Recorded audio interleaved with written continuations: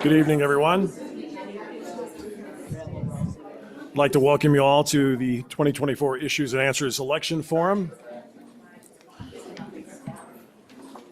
My name is Ron Milhorn, the news director at KMTS, and I am honored once again to be sitting in the moderator's chair. This event is brought to you courtesy of tonight's sponsors, the Glenwood Springs Chamber, Glenwood Springs Post-Independent, and KMTS. Questions have been collected from the public and a media panel in advance and sorted to avoid duplication and to ensure that a wide variety of topics are addressed tonight. We will not be taking questions from the audience. The event is also available virtually via Zoom, as well as streaming live on Facebook on both the Post-Independent and KMTS pages. There's also a Spanish interpretation option available on Zoom.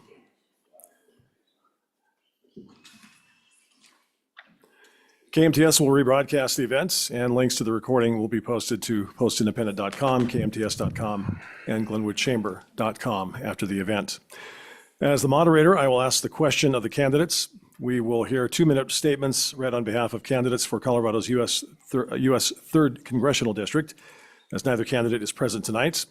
We'll bring candidates that are present up in groups based on the seat in which they are seeking. Our timer tonight is Tara Harmon. She will hold up a card reminding tonight's speakers that they have 30 seconds left to answer a question. She will also let them know when their time is up. The order for tonight: 3rd Congressional District, Adam Frisch, a statement read by Camilo Villaseca. Jeff Hurd, a statement read by Russ Andrews. That'll be followed by Colorado Senate District 5, Colorado House District 57, Board of County Commissioners District 3, Board of County Commissioners District 2. All right, we will begin. Oh, by the way, there will be about a 1-minute transition between discussions and debates. We begin with, and do I have this correct, Villaseca? Villaseca, okay. Mr. Villaseca, on behalf of Adam Frisch, awesome. You have 2 minutes. Well, thank you, and thanks to the Glenwood Springs Chamber, as well as the Post-Independent and KMTS for having us here and to have the opportunity to say a few words. My name is Camilo Villaseca. I am Adam Frisch's campaign manager. Unfortunately, Adam couldn't be here today because of a prior scheduling commitment in Pueblo. He's doing a forum down with students at CSUP. And one of the hard parts of having a district larger than the size of Pennsylvania is we can't be at 2 places at once as much as we would like to. So you guys are stuck with me tonight. Adam has been traveling, as I said, across the district, 70,000 miles he's put on his red truck, going from place to place, meeting with voters, really focused on lowering the cost of living and making sure that Colorado's 3rd remains a great place to work and live. He's a small business owner who is familiar with the struggles of both signing the front and back of the check. He's also a local elected official, having served on the Aspen City Council, and so he knows what small businesses and local businesses face and kind of what those hurdles are. In Congress, Adam is going to be laser focused on making sure that he cuts red tape and makes it easier for our small businesses to thrive here on the West Slope and in Colorado's 3rd. As I said, he has that experience, and that is what he's going to be laser focused on. Furthermore, when in DC, he's going to be focused on lowering the cost of housing and housing affordability, which we know is a massive hurdle here, to make sure that we have the workforce necessary to support our businesses and support our communities. And so really what I would say is overall, Adam is going to be an independent voice. He has stood up against his party and called out both parties overall. And that's because he's going to put CD3 first and Team CD3 over anything else. So I'll be here for answer any questions, but you can also go to adamforcolorado.com if you want to learn more. So thank you guys for having me again, and excited to hear from Russ. Good job.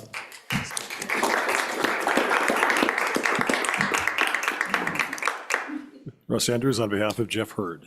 All right. Do me a favor, play along just for a half a second here. Who in here owns a gas stove? Just raise your hand, please. How about a truck or a car, gasoline powered?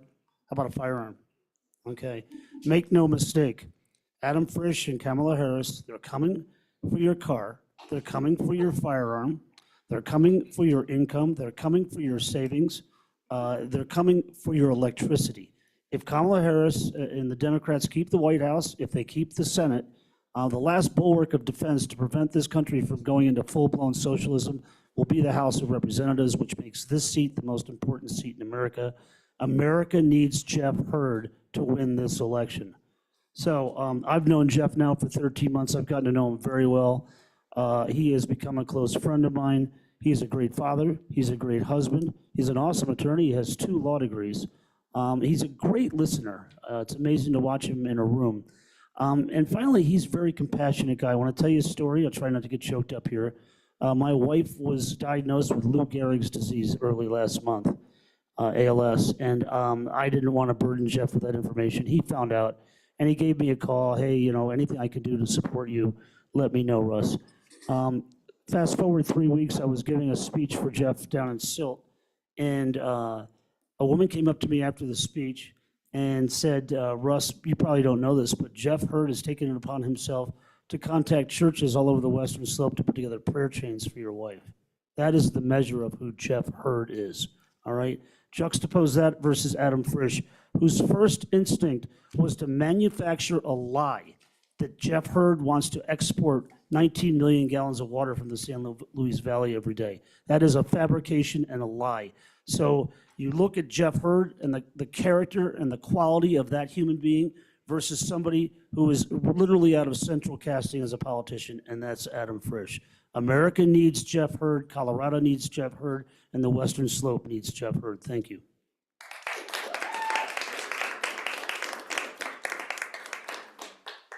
Occasional applause is okay, but let's try and keep it to a minimum so we can move quickly through these discussions. Thank you, gentlemen, very much. Thank you. I'd like to call up Senate District 5 candidates Cole Buerger and Marc Catlin.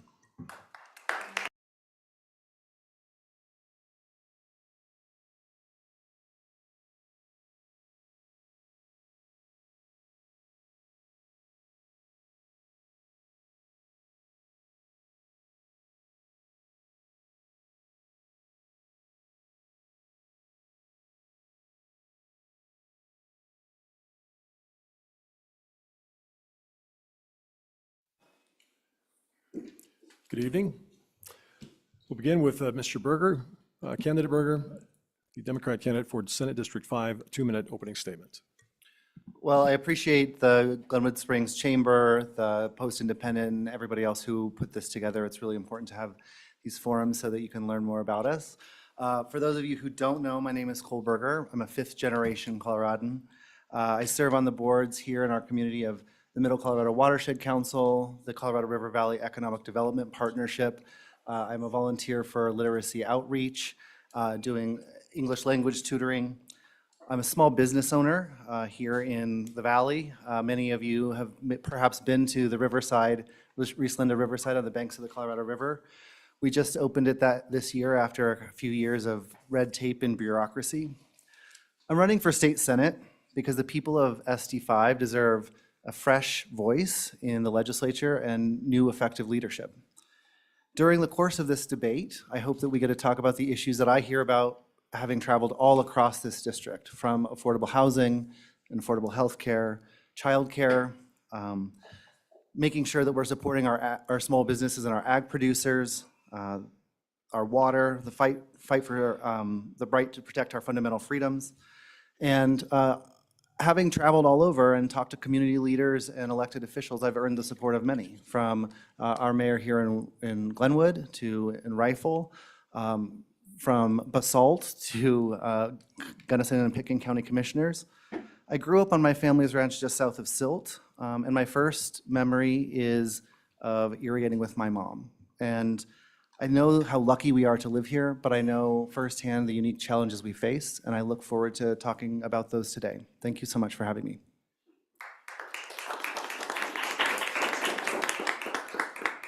Candidate Catlin, 2 minutes.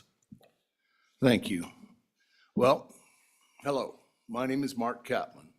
I'm from Montrose. I was born and raised there on a farm, still farm some of the same place. I want you to know that everything that I do in regards to legislation is Western Slope oriented. I'm a Western Slope native, and I think that what we need to do is to take care of, to protect our water, to protect water for agriculture, productive agriculture, and clean water for our homes in these communities in the 5th District. Those have been the things that I've focused on. We have run a number of different bills that are good for Western Colorado. I've been a representative of Western Slope because of the fact that we don't have enough of us. We are a minority inside a minority. We don't have people over there that are talking about us and what we need to do. I want you to know that this is the most important job I've ever had in my life. I've had some great jobs, and all of them have been on the Western Slope.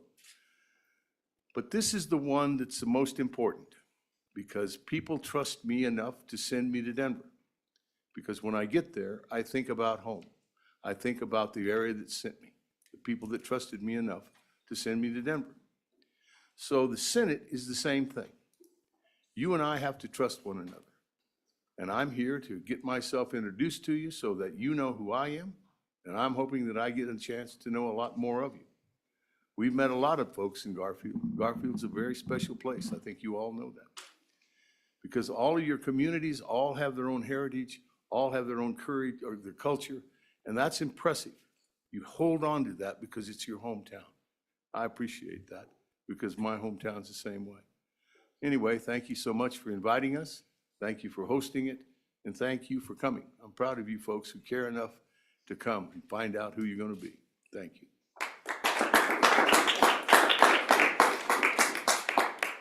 First question for candidate Catlin and Mr. Buerger, and then you'll have a chance for a 1-minute rebuttal. So you have 90 seconds to respond to the question.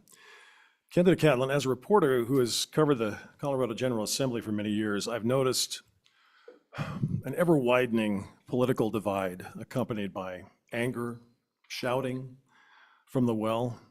What can you do as a state senator to help close that divide, both politically and geographically, making sure the Western Slope gets more than a wink and a cursory pat on the head? Well, I want you to know that I've been voted the most bipartisan man in the Capitol building 2 different times. I do work with the other side. The only way you can pass a bill in this state is if you have opposition party members helping you sponsor it. All of the bills that I've run, except for 2, are jointly sponsored by the Democrat in the House and me.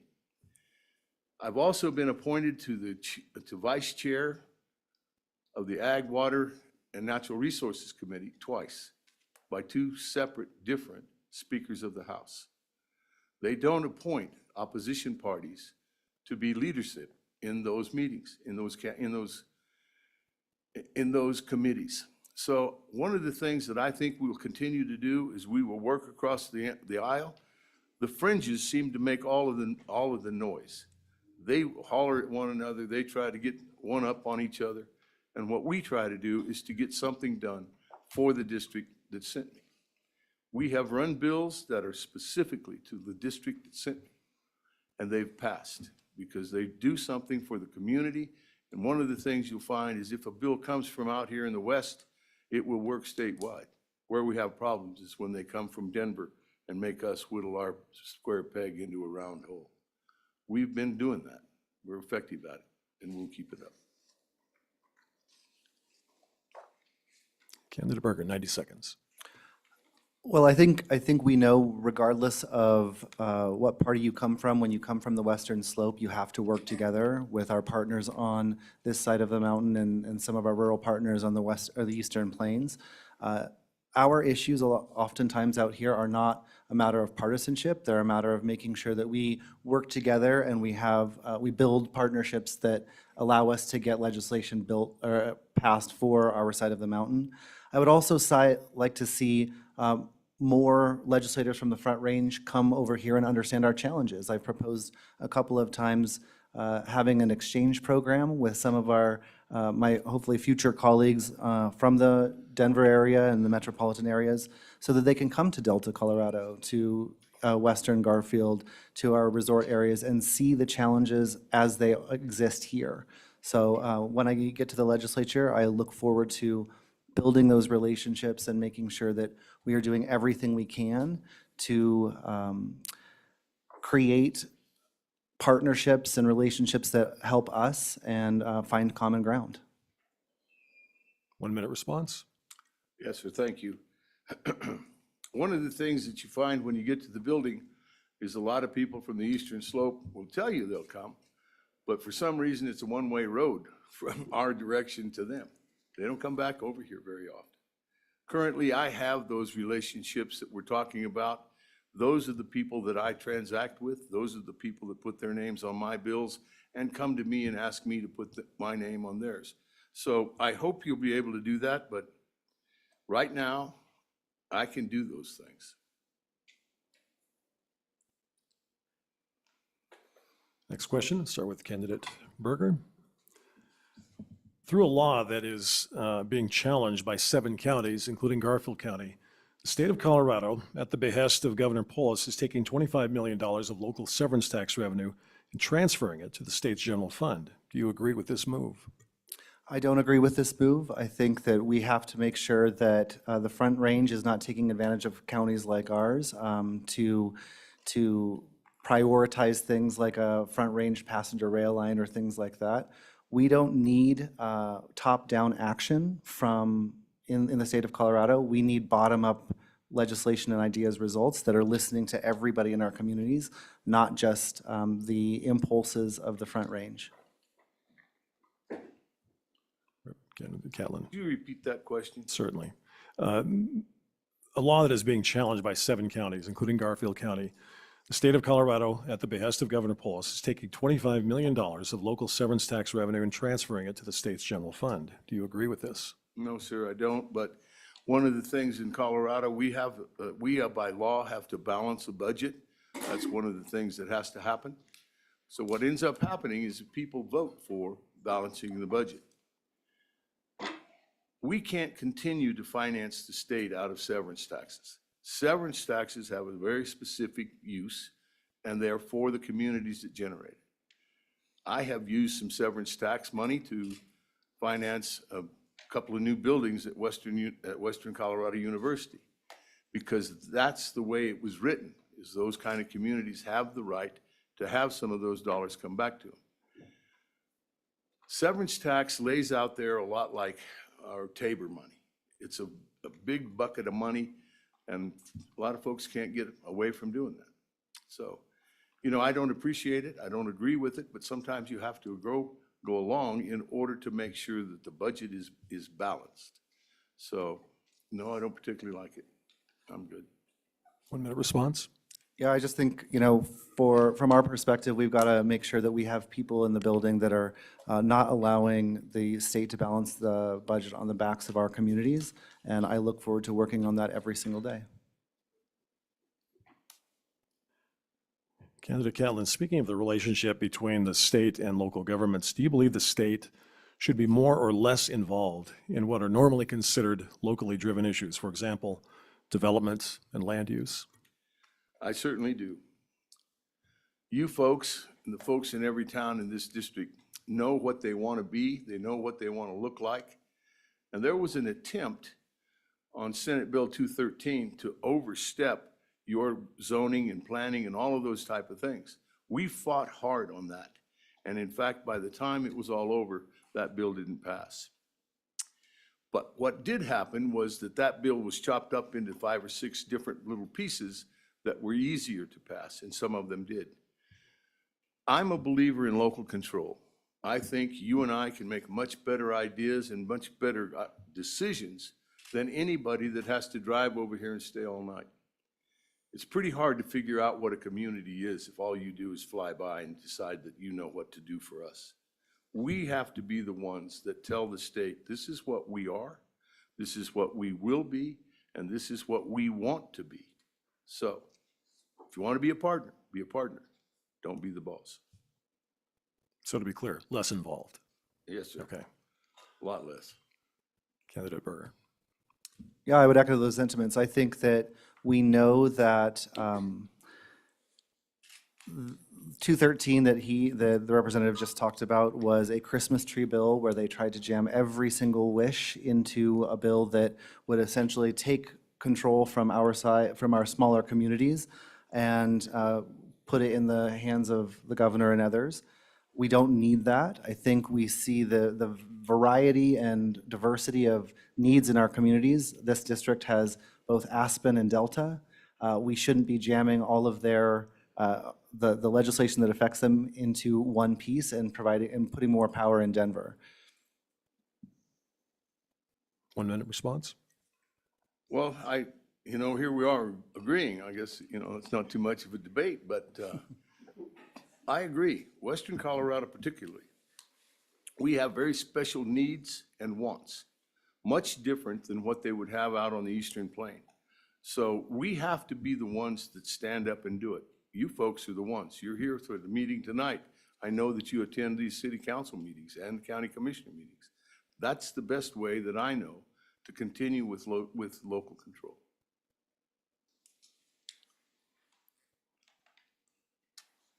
And just a mention to our interpreters, if I'm going too fast, not clear enough, please get me a message and I'll certainly slow it down a little bit. Next question, we start with candidate Buerger on immigration. How can the state government intervene in stemming the overflow of immigrants coming from numerous countries? And secondly, how or can the state do anything to help the millions that are already here and putting an incredible strain on local resources and schools that are understaffed and in many cases overwhelmed? Well, I think, the immigration question largely begins with a massive failure by the federal government. We have not only not been able to secure our border, we've not been able to pass a comprehensive and compassionate legislation at that level that gets a hold of the problem, but also leans into the heritage that we have as a nation of immigrants. At the state level, I do think that there are some efforts that are moving forward. There was the welcome grants that for communities like Carbondale that actually had incredible impacts from a group of migrants who arrived here and making sure they can grapple with that problem. The resource constraints at the state level for not only for new arrivals, but for our citizens who are here every day. I volunteer at the Lift Up Soup Kitchen when I have some time. And we know that whether it's migrant population or native-born Americans, we have big challenges. So in terms of if we're sacrificing one or the other, I don't think that we do that. I think we've got to be welcoming and make sure that we can be as inclusive as possible. But it's certainly, we have some challenges when it comes to the resources and the ability to do that. And Catlin. Thank you. One of the things the state could do is get out of the road. We're not allowed for ICE and for the Border Patrol to deal with any of the illegal immigrants because they have to wait until they leave the jail and then try to deal with it. We don't cooperate with that. We don't try to help. The state is one of the problems that we're having is that they want to interfere with what law enforcement and what we would want because there's a feeling that these folks are needing more help than we're able to give them. But if you've been a criminal and you're in our system as a criminal, that's something that should be dealt with, and I believe that. I think one of the things that's happening with our sanctuary cities and some of these things, I think they're being overused. I think people are really trying to take advantage of the communities, and particularly smaller communities. They don't have the revenue, they don't have the resources to take care of that many people after they've gotten here. 1 minute response.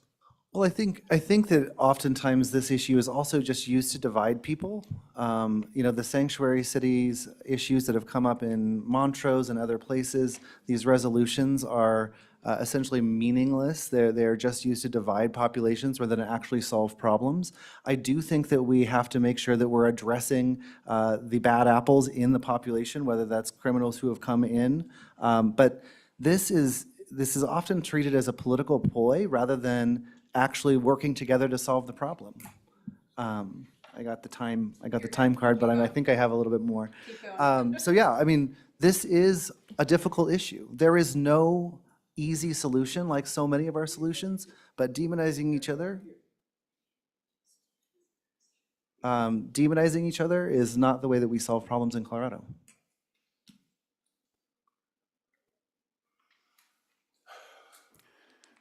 Candidate Catlin, as a Western Slope lawmaker, what will you do to preserve and protect our dwindling water supplies while also working to ensure the growing and thirsty Front Range and neighboring compact states get what they need? Well, I don't think I'm going to help them get what they think they need. Right now, the way the system is set up, the Trans Mountain Diverters have a water right in order to do that. That's fine. Under our state law, they got the right, they're able to do it. What I plan to do, and you can see this in some of the things that I've done, I passed a bill to help acquire the Shoshone water right. We put $20 million into the kitty to buy that water right. It's $99 million. So those are some of the things. I've passed the Species Conservation Trust Fund a number of times. This in the last 2 years, we put $11 million into that. What that does with those species is that they are part of the protection that we have in this state. We have to make sure that they're okay. We cannot let them go wanting. And the people on the outside of the state of Colorado downstream, when they say to me that our ag is worth more than your ag, that sets a fire in my stomach, because I've asked them, how many schools do you keep open? How many fire departments are you taking care of with your agriculture? Because in Southern California, that's part of a giant economy. Agriculture here is a great big part of our economy. It's the foundation of a lot of these communities, and we can't continue to slip water away from them for the benefit of somebody who wants to raise more sidewalks. Well, this is one of those issues where like there's very little daylight between myself and Representative Catlin on this. I think we all know that we have to make sure that we are getting every drop that we deserve. I've talked a lot about the fact that we have to lean into the doctrine of prior appropriation. We can't be sacrificing ag users at the behest of somebody on the Front Range or invent a new allocation or use. For me, I think that we also really need to, and I've talked a little bit about this in terms of what we're looking at going ahead, we have to be, as legislators, providing the resources that are necessary for Attorney General Phil Weiser's team to make sure that he has the dollars in the team that will come down the pike, or when these challenges come down the pike, if they do, we've got to support Becky Mitchell and her team to make sure that she has what she needs to fight for our water resources. We can also invest in agriculture to make sure we're doing better conservation. I think there's been examples in the past that, past couple of sessions where we're paying people to get rid of wasteful lawns. Those are all ideas, and we just have to make sure that we're all working hand in glove, everybody in the state of Colorado, to protect our interests first and put a good team on the ground for the Interbasin Compact. Thank you. 1 minute response. Yes, sir. We in the legislature created that team, and we financed that team, and we will continue to do that because it's that important to us. The idea of buying back backyard lawn grass, that was my bill. I ran that. I've run it twice. It is a popular piece of legislation. In fact, in this Roaring Fork Valley, I think there are a lot of people that have got in on doing that, which I think makes sense. The other thing is conservation is important right here in the basin. Improving and modernizing our delivery systems by piping laterals and lining canals, we can save a lot of water a lot cheaper than you can in any other way.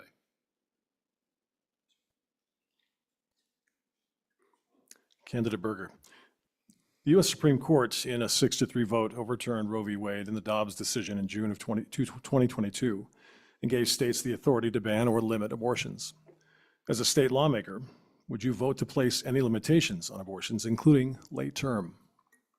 Well, I'm super supportive of, I think it's 79 that will be on the ballot that enshrines the right to choice in our state constitution and actually remove some of the barriers so that the state doesn't tell people who are on their state health insurance what to do with their own body.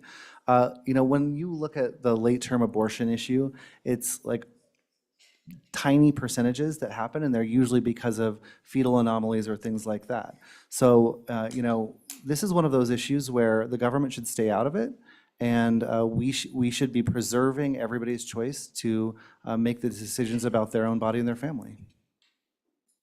Candidate Catlin. Well, I support life. But I do want you to know that the exemptions for the mother's health for rape and incest, I don't think should ever be discussed. I think those things just are above the law. That needs to happen, and it should always happen. Currently, we have a very liberal abortion law. You can get abortions late term, all of the different things. But right now, the state of Colorado has the opportunity, because it's on the ballot, for people to vote their conscience. If we can reach some sort of agreement through this election, I think the state of Colorado is going to be a lot better off.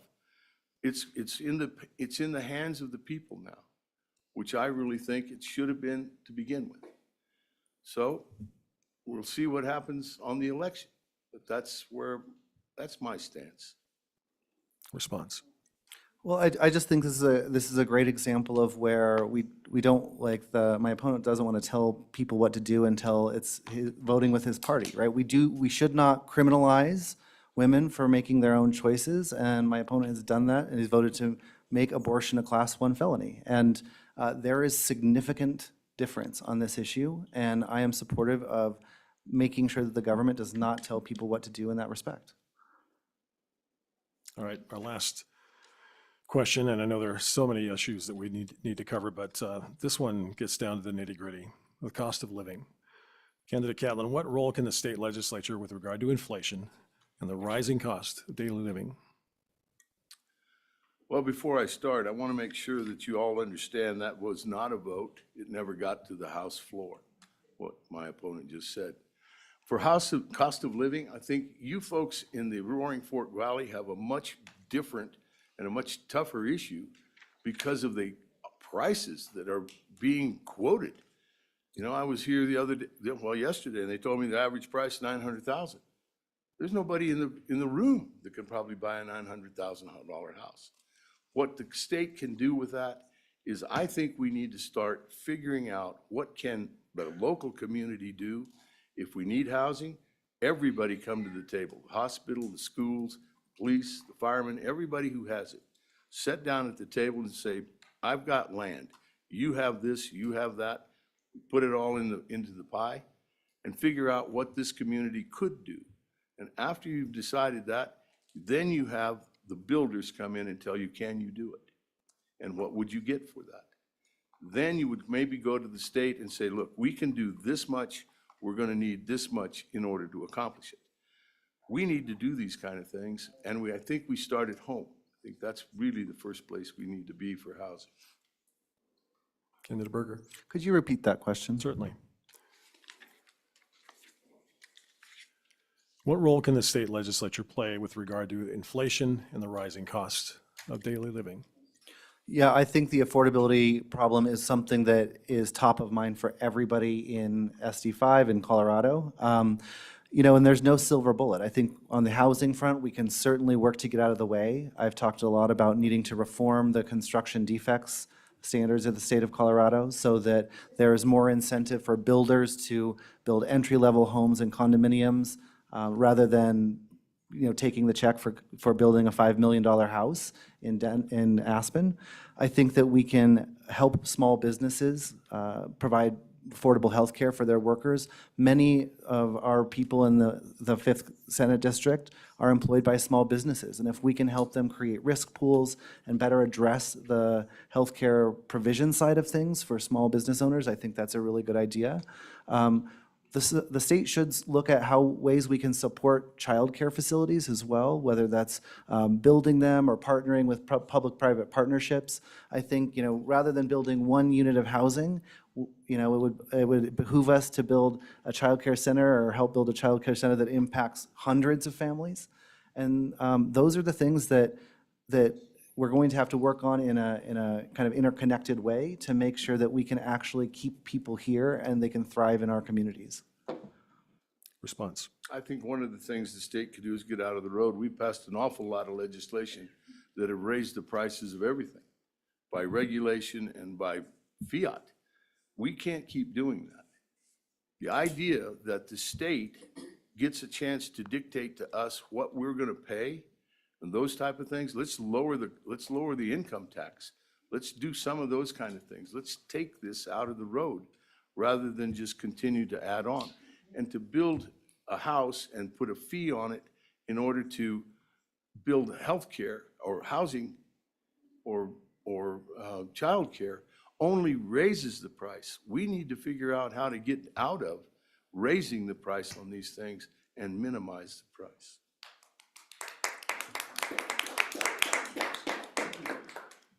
Thank you very much. You now have 2 minutes for closing statements. Candidate Catlin first. Well, let me start out by saying I thank you. I thank you for allowing me to come to Glenwood Springs and have a conversation with my opponent and have a conversation with you. This is a people business. It has nothing to do with what I am or you are and those kind of things. What I am is the person you come to when you need something, you need help, you contact my office. That's what the most satisfying part of this job is, to listen to a little lady that's got tears in her voice that says, I don't know where to turn, and be able to do something that helps that one individual find a way through the maze of this state government to get some relief for what she called about. That's what this business is. Yeah, we pass legislation and those kind of things, but you have the right to talk to me about this legislation before it comes to the floor. I need to hear from you. Nobody can be your representative by themselves. We try the hardest we can to pass bills that matter, but where we really start to shine is when the constituents have contacted my office either by phone, email, or snail mail and tell me what they think they need. And for you to come and testify in front of the committees that I sit on so that we can help you. I look forward to doing that. This has been good for me. Thank you very much.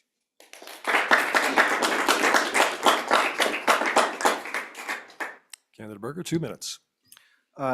Over the past, I think we're at 13 months, I have traveled all around the communities of Senate District 5, from Lake City to Aspen to Delta. There are so many diverse voices in our communities, but there's so many amazing people who just need a little bit of help from the state.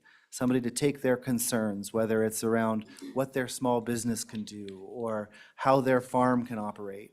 I am dedicated to doing that and conveying all those voices in Denver in a very effective way.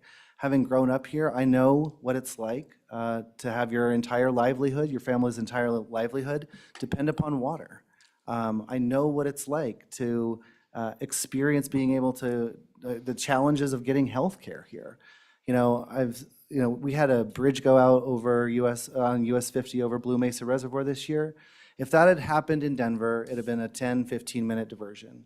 If it happens here, it's a 5-hour diversion, and it severs economies, supply chains. It cuts people off from critical services.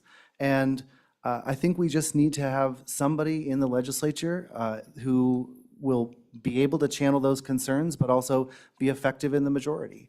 Crafting legislation that helps us and killing legislation that's bad for our communities is something that I look forward to doing in the legislature, and I hope to do it every day. Thank you so much for being here.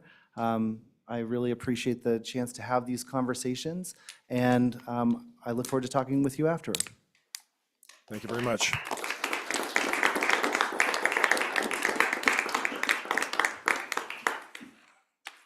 We go out the same way.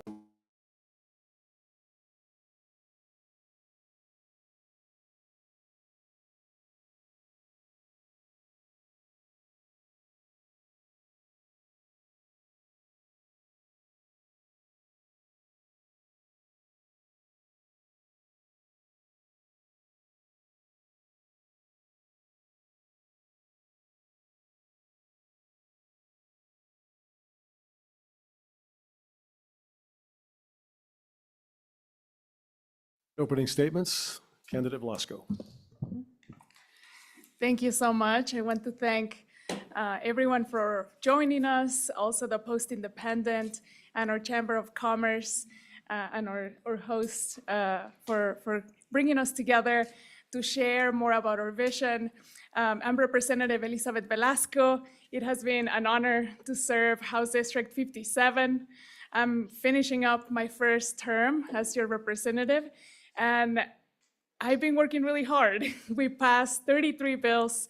I have been advocating for the things that we need in the district at the federal level with our local governments, served as the chair of the Wildfire Matters Committee, making sure that I'm always standing up for working families and that I am available and responsive to all the things that happen in the district. I have been proud to partner with the local chamber to support our small businesses, to listen to all the things that we care about, like housing, like making sure we're resilient against a changing climate, that we are supporting our firefighters or first responders, that we are looking at all the things that affect us.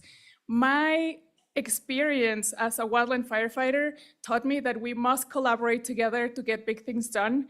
And whenever I was serving as a public information officer, I didn't ask people, are you a Republican? Are you a Democrat? We made sure that everyone was safe, that everyone had access to the information that they need to make the decisions that are best for them. So I am very proud to bring that legacy into the legislature and to continue to serve. Thank you. Candidate Caleb Waller, 2 minutes. Wow. I was driving in here today with my daughter, Kaya, in the back there. And we had the windows rolled down on the truck, and we had the music cranked all the way up. And we were looking at the view of the leaves changing colors. And my daughter turns to me, and she turns down the music, and she goes, Dad, I love living here. I love Western Colorado. And that really is.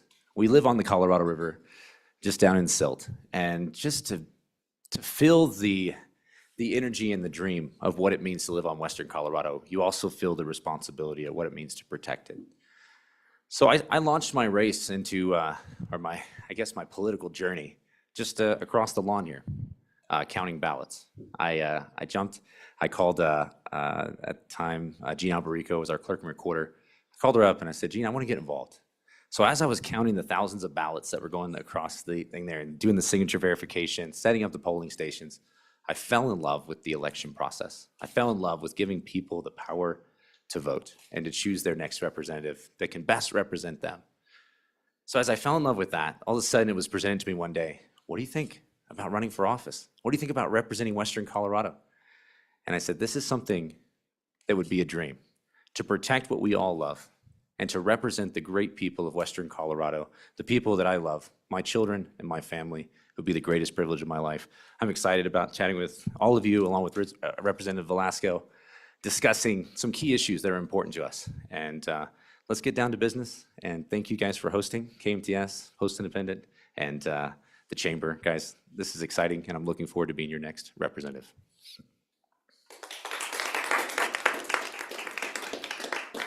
First question for candidate Waller. With every trip to the grocery store, the doctor's office, and the gas pump, most Coloradans are forced to think of ways to stretch every dollar. What will you do as a state representative to improve our economy and reduce inflation? Absolutely. Being a father of 7 kids and a wife, trust me, we feel the impacts of that here. Raising a family and going to the grocery store and my wife saying, do you realize what this used to cost us and what we're seeing now? It's definitely impacted my family extensively. And so how the legislation can impact that and what we can do. Number one, I'm a deregulation guy 100%. I feel like the state has layers upon layers upon layers of legislation that has created such a burden on the residents of Western Colorado that and even on the small businesses and the tax base and things that it's made it almost impossible to thrive due to the amount of red tape, the amount of legislation burden. And I think it's important for me as a legislator to go there to say, let's figure out how we can be and how we can give more freedoms to small business owners in the Western Slope. And hopefully that will have a ripple effect that will lead to greater salaries, greater pay, and greater freedoms in our businesses. Candidate Velasco. Thank you so much. We know that in our communities, many of us have to work multiple jobs to pay rent. That was my experience as well, living in our beautiful communities. So the affordability issue is a real one for all our working families in the district. And some of the things that I have done in these last 2 years has been around supporting our workers' rights to make sure that people are getting paid a living wage, working on funding or local affordable housing projects to make sure that people are able to afford to buy a home. Also supporting our small businesses, removing barriers so that workers are able to organize and have more protections. Also, we passed renters protections for the community members who are not able to afford to buy a home at this moment. And we continue to work in a regional way. You know, we cannot stand alone. We're not in a silo. We must work together with our neighboring counties, with our federal delegation, to make sure that we're getting the resources that we need for all the things that we care about. 1 minute response. Free market is the only path forward. There is no other way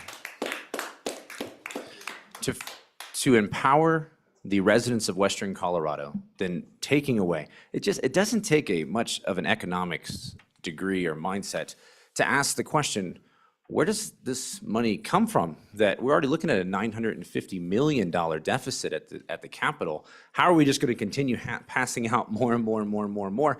And the thought that that's not going to be passed on to you, the taxpayers, the middle class, I think we're kind of naive if we think that that's not going to be passed on to us. And I think it's important that we say, hey, the market can win. We can free this place up and give the business owners the ability to thrive, and thus putting more money in the pockets of the hardworking families of Western Colorado. Next question, we begin with candidate Velasco. Can fossil fuels be included as part of a varied and broad-based approach to energy production and energy independence, such as nuclear, wind, solar, geothermal, hydropower? If so, to what degree? Thank you so much for that question. I do serve in the Energy and Environment Committee, where we are passing regulations around incentivizing hydrogen energy, solar, wind, agrivoltaics. And also we passed a bill around doing a study to see if small reactor nuclear would be an option for the Western Slope, especially with our communities who are moving away from coal. We know that we have the cheapest, most reliable energy in solar, but we must make sure that we have reliable energy for everyone, that whenever there's an emergency, we're able to keep the lights on. So I definitely support continuing to do that work. That regulations and guidelines that we passed for hydrogen energy are now the federal guidelines for hydrogen hubs in the nation. So it's very, very, Colorado continues to be a leader when it comes to sustainable energy and when it comes to affordable energy, clean energy, and making sure that we are also holding industry accountable to the impacts that they have on our communities.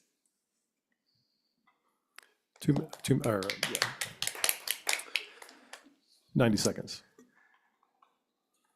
It has to work is the problem we're facing right now. What we're looking at is we're seeing that solar, wind, hydrogen, the renewable energies are facing a 30% subsidy from the government. That's the only way that they're actually functioning. The problem we're finding is that the state is picking winners and losers now. We no longer have a free market. We no longer have the ability. Now, am I in favor of saying, hey, there needs to be some guidelines, we need to take care of beautiful Colorado? Absolutely. That's the stewardship of what we are as government. But if our intention is to regulate in order to force an industry out of business, then we need to check our motive. And I believe right now, much of the legislation and the legislation I'm seeing coming out of Colorado, even the enforcers don't even know what they're doing when they show up on a gas pad, because they've passed so many bills so fast that the oil and gas industry guys are like, we just don't even know what to do here.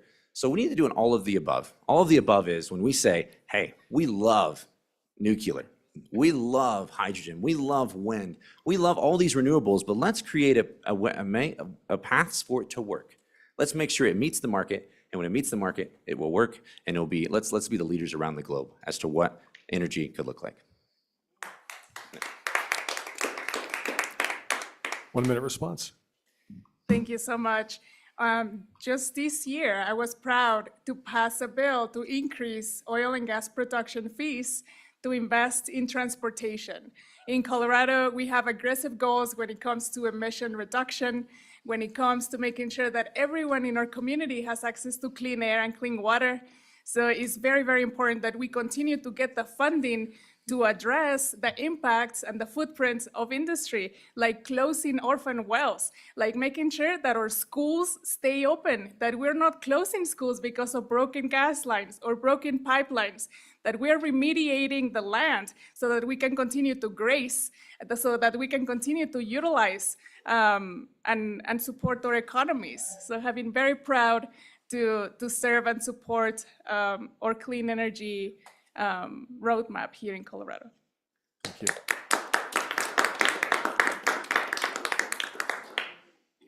I'm hearing a little chatter from the audience, and if you could just keep it quiet, please, just in respect of our candidates, I would appreciate it. Applause is okay, but commentary needs to be kept at a minimum. Candidate Waller, as a reporter, I pose this question to the Senate candidates. I've noticed an ever-widening political divide in the General Assembly, accompanied by anger and shouting. What can you do as a state senator? I mean, as a House representative, to close that divide, both politically and geographically, making sure the Western Slope is recognized? I launched my campaign on the word togetherness. Because that's what I felt, really. I saw such division, I saw such vitriol, and it was just hitting me in the gut. And I actually have made invitations to even my opponent to go to coffee, and that has not actually been accepted as of yet. And mainly because I just think dialogue is where it begins. If we can't talk, if we can't have civil conversations, how can we go to the Capitol and formulate policy? How can we go and make a difference? I organized a walk back in Rifle a few months back, shortly after the attempted assassination on President Trump. And I said, you know what? It's time to put politics aside. To be honest with you, I hate politics. It's funny to be an elected official, but I'm in this because I hate it. I do. And it's something that I see my children, I think about Kaya and Shifra and the rest of my kids. I think about, what's the future like for them if we don't figure out what division looks like today? Polarization has to stop. And I will do everything within my power personally to always be there to listen, to always be there to have conversations, and to be a part of the story of what hope could look like again.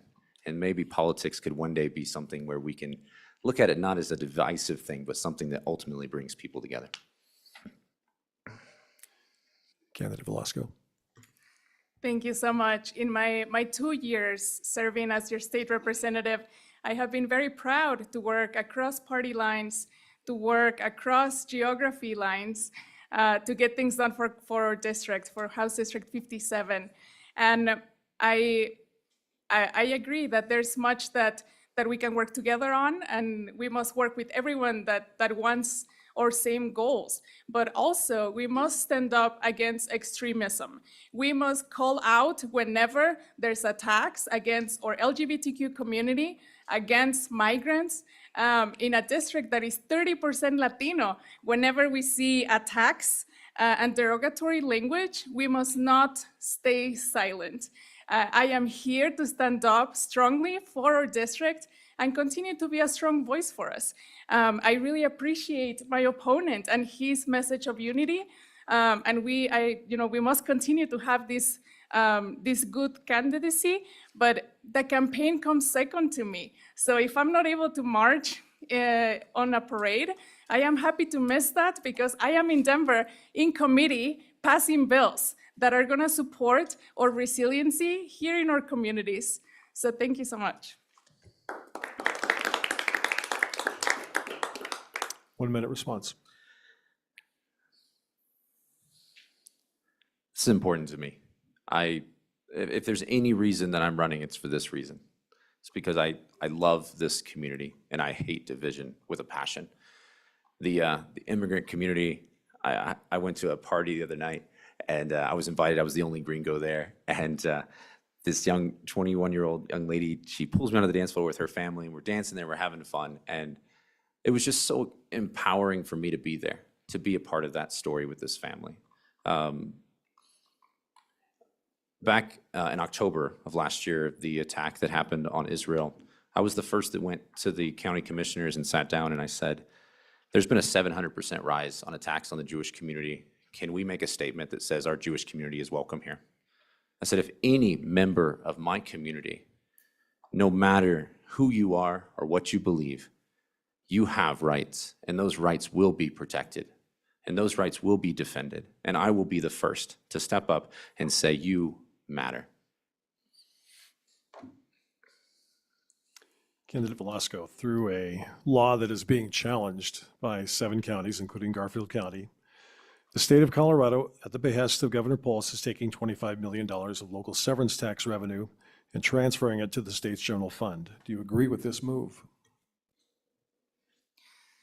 I want to say that in Colorado, we must have a balanced budget.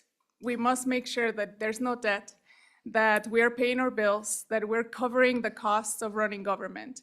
And I know that our JBC, or Joint Budget Committee, which is the committee that works on our budget, made this recommendation because we needed to make sure that we had a balanced budget. But I do believe that this funding that is able to be utilized for remediation of the land, for water projects, and for all the things that we care about, we must make sure that it has the funding that is needed to make sure that we're serving our communities. So at this point, that was the move that was made in the chess pieces to make sure that we had the balanced budget.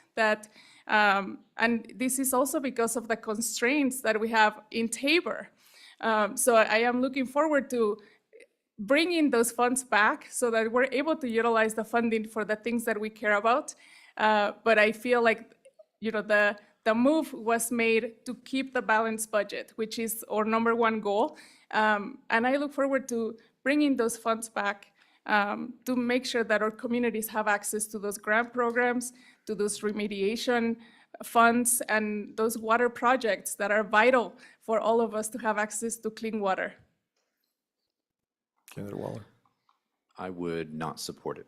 I believe that it's important for funds to stay local, and it's important for us to protect Tabor. Tabor has saved Colorado, and it will continue to save Colorado if I am your next representative, which I believe I will.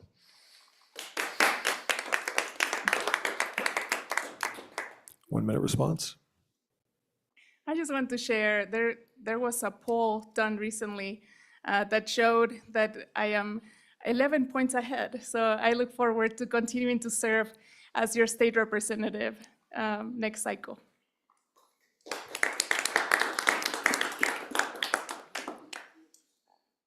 Candidate Waller, do you believe the state should be more or less involved in what are normally considered locally driven issues, for example, development and land use?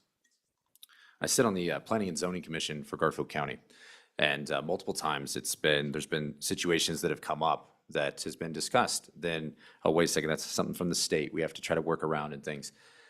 Fundamentally, the basic premise that I live by is that if you can push it local, keep it local. Local is the driving force of what keeps Colorado strong. And no matter what situation you're talking about, if it's housing, if it's taking care of programs and things, if we can keep those programs local and whatever I can do to support that, that's what I will do. So definitely keep the state as far away from zoning issues, those things. I feel like reason being is when you're personally involved face-to-face with the landowners and the community members, you can make the best decision possible. Sometimes when you're in Denver, I think sometimes people don't fully comprehend the unique differences of what Aspen needs, what Carbondale needs, what Glenwood needs, what each municipality in the district or county needs. It's important that we as a state say we want to empower the local municipalities and counties to do their job well and do it right.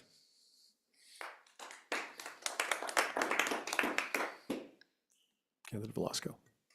Thank you so much. So last year, we did have a huge packet around zoning and housing to increase the stock that is needed. That bill did not pass, and it was because we had a lot of concerns. You know, Western Slope delegation, including the speaker, including Senator Roberts, including Megan Lukens, all the representatives in the Western Slope, we raised our voice and made a stand, and we were much more included in the following year. So this session, we did pass the full packet, but it was in separate pieces. So the Western Slope was,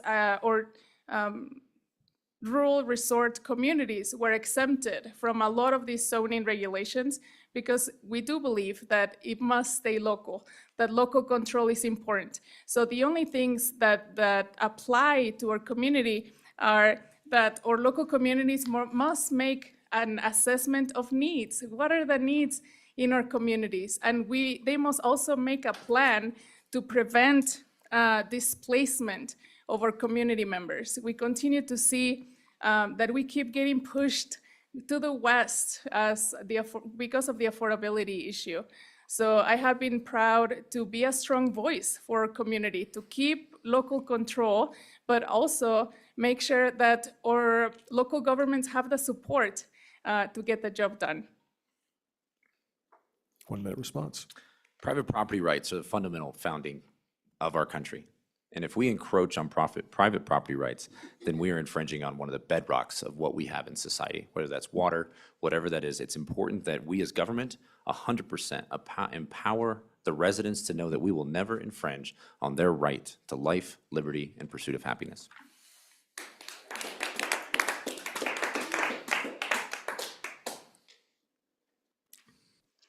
Candidate Velasco, over 2 years ago, the Supreme Court, in a 6-3 vote, overturned Roe v. Wade, and the Dobbs decision gave states the authority to ban or limit abortions. As a state lawmaker, would you vote to place any limitations on abortions, including late term? Thank you so much for that question. We continue to see that whenever abortion is on the ballot, we win. And it's because our families really care about their access to reproductive rights, about their access to making the best choices for their families and themselves. I was proud to be able to vote for RIA, which is all the protections around reproductive rights in the state, to make sure that our communities have the access that they need. And now with the ballot initiative, I'm supportive of the ballot initiative to make sure that reproductive rights are protected in the Constitution, and this would help us so that we can have more access to healthcare and abortion here in our district. Right now, as we are a haven and a safe space for other states, as we're protecting providers and women and families, we must make sure that also our rural communities have access. So I look forward when this ballot initiative passes to increase access here in rural communities, because we have all the barriers like transportation, access to providers, access to facilities. So it's important. So I would not support any restrictions on abortion, and I continue to support our families and their right to make the choices that are best for themselves and their families.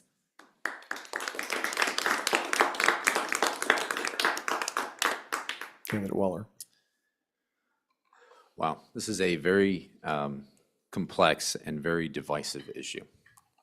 We're battling extremism when it comes to this, because on one hand, we have people that are pushing for a statewide abortion ban, which I would not support. On the other hand, we've got legislation that is passed to the point to where it appears that, it feels extreme to me to say that a baby can be murdered in the process of birth. It sounds extreme, and that's hard. I think about, I have 5 daughters, and I think about navigating their adulthood, and I hope that if I'm ever put in a position as a father to navigate a situation like this where my daughters are faced with a very difficult decision to make, that I would love them unconditionally, and I will. I will support them unconditionally, and I will empower my daughters to make whatever decision that they feel like they need to make. And that will be the position I take. I believe now, due to the inability to have the whole conversation surrounding the subject of women's rights, I think we've not landed on really positive places because it's been so divisive. And I want to listen. And I'll say this, I'll never put myself in a position to make a decision for someone else. I believe there's freedom in this country, and I believe in empowering, not restricting.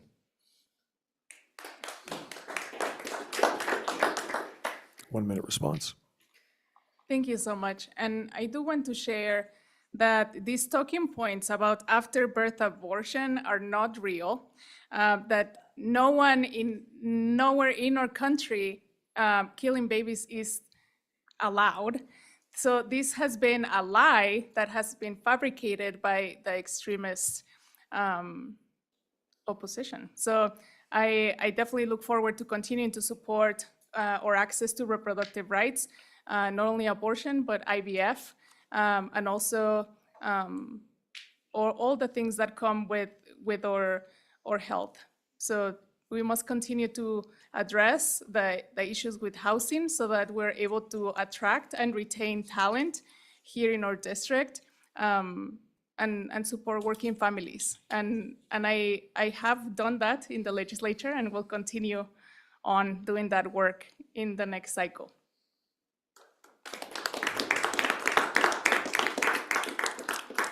All right, for the sake of time, we're going to have to get to closing statements. Again, there's so many other topics we can address, but I assume you each have websites where folks can learn more about you and where you stand on other issues. So closing statements, we'll begin with candidate Waller, 2 minutes. It's been a pleasure having this conversation with you all. And I love this community. I love being here, and I'm just, my heart beats with anticipation of what it could look like to take the stories of all of you to Denver and the Capitol. I got a call from a 90-year-old mother out of Basalt the other day that said, can you help me? I'm losing my house due to the fact that I can't pay the taxes on it. And the only thing that I've been told by the current representative is that there's not much we can do for you. I'm sorry. To me, as a legislator, I plan to go to the Capitol to fight for the rights of everyone, from the new immigrant to the 90-year-old grandma that's been living here her whole life. That's the dream that I have.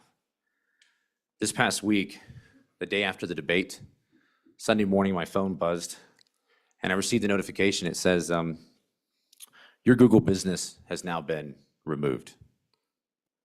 I was shocked. I dug into it. I was like, why is this? And kind of find out, individuals from our community flagged my business as misinformation. So now you can't even find my company as if you were trying to Google to come and stay at my resort. That's dirty politics, guys. And as I've been trying to fight for togetherness, trying to fight for unity, and yet this comes back at me to hurt my family and hurt my kids and hurt my business. The other day, our little calf got out and someone ran it over on the road and didn't even stop to come say hi. I had to pick it up and wheelbarrow it back to the house as my kids helped bury this. Dirty politics has no place here. And I plan to fight to unify this community and do what I can to fight for housing, to fight for energy, to fight for education, and make sure that we put the people of Western Colorado on the front row at the Capitol. And let's fight for togetherness. Let's be a message of unity, and let's stop segregating and dividing our community. I'm Caleb Waller, and I'm looking for your vote.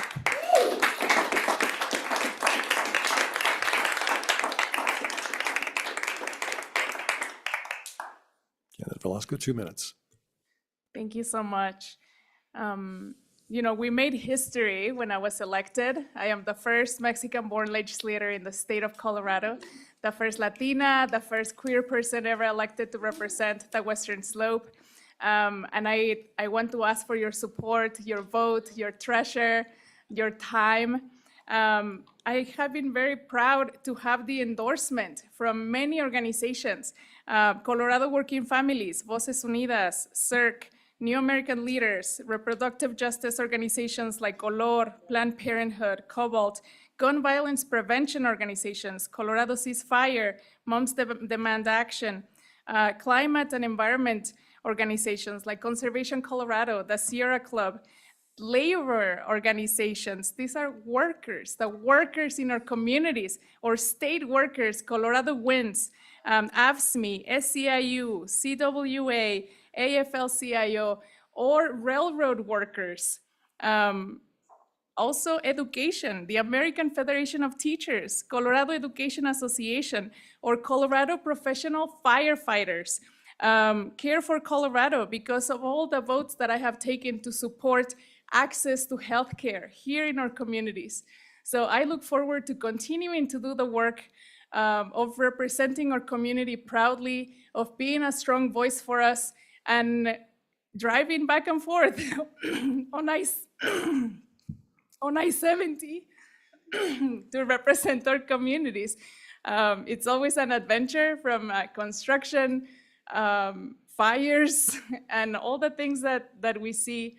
But I look forward to addressing all the issues together with y'all, to bringing our voices, to collaborating, to advocating at the federal level, at the local level, for us to have the resources and the funding that are needed to address the issues. So thank you. Thank you very much.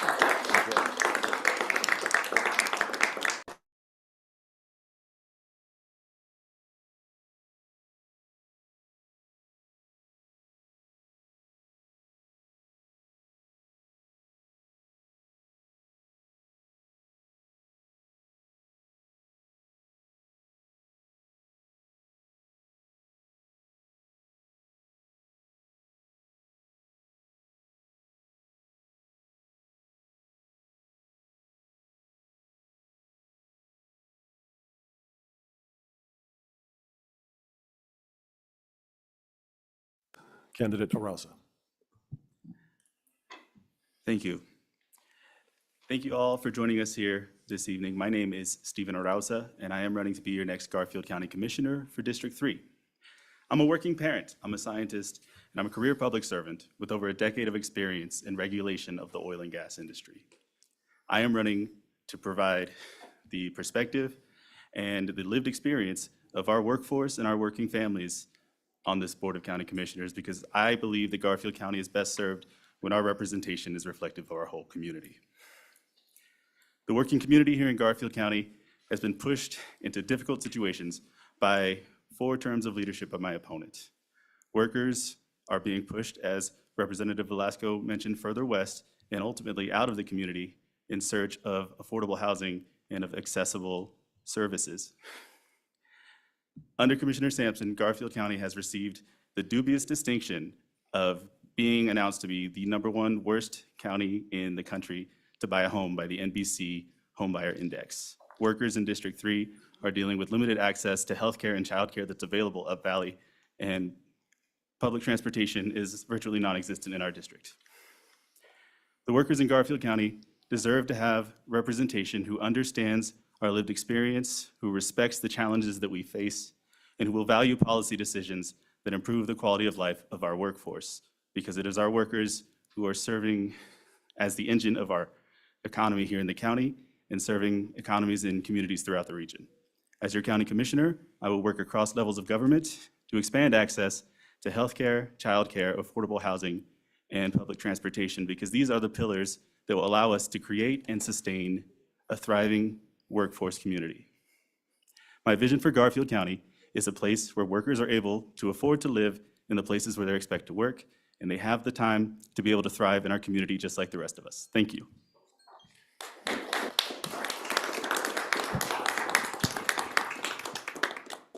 Candidate Samson, 2 minutes. Well, I think the gloves came off earlier. Sorry about that, Mike. I disagree with most of what my opponent has said, but I do want to say one thing about my opponent. I have a great respect for him in the regards that, you know, many people, in my opinion, that run from his party want to paint themselves as a moderate. Stephen doesn't paint himself that way. He tells it the way he sees it, and he's very truthful about it. And one of the main things that I would say in this election is most of you, if not all of you, you know who Mike Samson is. I've occupied that seat for 16 years. You know what my values are. You know what my morals are. You know what I'm all about. I don't have to sit up here and tell you that unless you're just brand new or been under a rock for the past 16 years. With that being said, let me tell you a couple things about Mike Samson. I was born 2 blocks from here in Dr. Porter's hospital. I have lived in Garfield County all my life. I love Garfield County. It's my home. It's where I raised my family. I have 7 children. Janet and I have 21 great grandchildren. We're very proud to be Western Colorado. Today I want to talk about just a second economy and how important that is. We need good paying jobs. What is the main thing that I think this election is about? The health, the safety, and the welfare of the residents of Garfield County. Garfield County is a wonderful place to live. It really is. And I want to keep it that way. Thank you.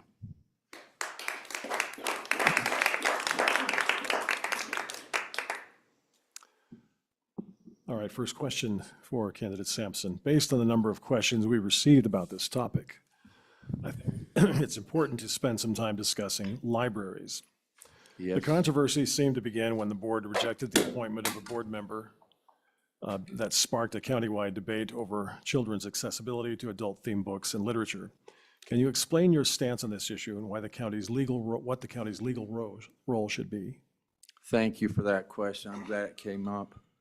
There was a group that came before us with a petition that said, hey, things are going on in our libraries that we don't like. I agreed with them. One of the criticisms people have said about me, you didn't read those books. Well, I challenge any of you, just take a look at some of those books, just the illustrations. I don't think it's just pornography, it's filth and garbage. Now, there's 2 misnomers that my opposition completely hits me with that are very false. Number 1, those people never asked for any censorship or banning of any books.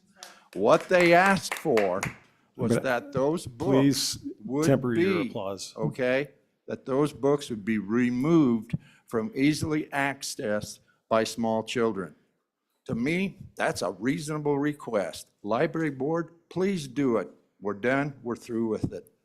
The next thing they hit us with is they said that we as commissioners had taken over the appointment of library board members. That is incorrect. We, the 3 commissioners, since I've been a commissioner for 16 years, are the ones that appoint the library board. And we will continue to do that. That's our decision. Okay? Thank you.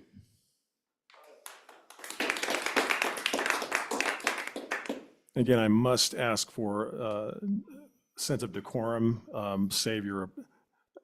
While they're speaking, while the candidates are speaking, give them the time and the respect that they deserve, and the people that are listening and viewing.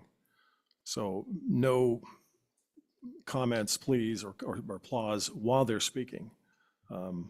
Let's temper that, please. All right, candidate Arauza, your response. Yes, thank you. I'm glad that this issue is the first question on the docket for the evening, because this issue and these actions by my opponent and by the current Board of County Commissioners have been very divisive in our community. In my opinion, we had an open and shut case where the library was very clear and very patient in coming to the communities to explain exactly why this had been a First Amendment issue, explaining how exactly the books are tracked and that they are not, in fact, currently accessible by people. And they were very upfront with the community on the role that they serve as a board of trustees for the library, as well as the library staff themselves. But in my opinion, this issue exemplifies the danger and susceptibility of any of our public services to overreach that is driven by partisan decision-making. The reason why these incentives are also often referred to as a book ban because they are a part of a national effort by organizations such as Moms for Liberty that organize folks to cause these problems, and oftentimes to request these books, and there have been folks who have left them in accessible places, much to the chagrin of our library board. So I believe that we need to stand with public employees on this, that their workplace needs to be safe and secure, and that we need to support the people that we are paying to do the jobs of maintaining our library collection. Sorry. So ultimately, I think this was an opportunity to stand with public employees, and instead, my opponent has led this effort and has offered support to folks who are challenging library employees in their place of employment, causing divisiveness and division in our public institutions over the types of people that are represented in our books. 1 minute response. Once again, go back to the 2 points I made. It's the truth. They never asked for censorship. They never asked to ban any books. They asked for them to be removed so they wouldn't be easily accessed by small children. I'm going to leave men out of this for a minute. I'm just going to talk to women for a second.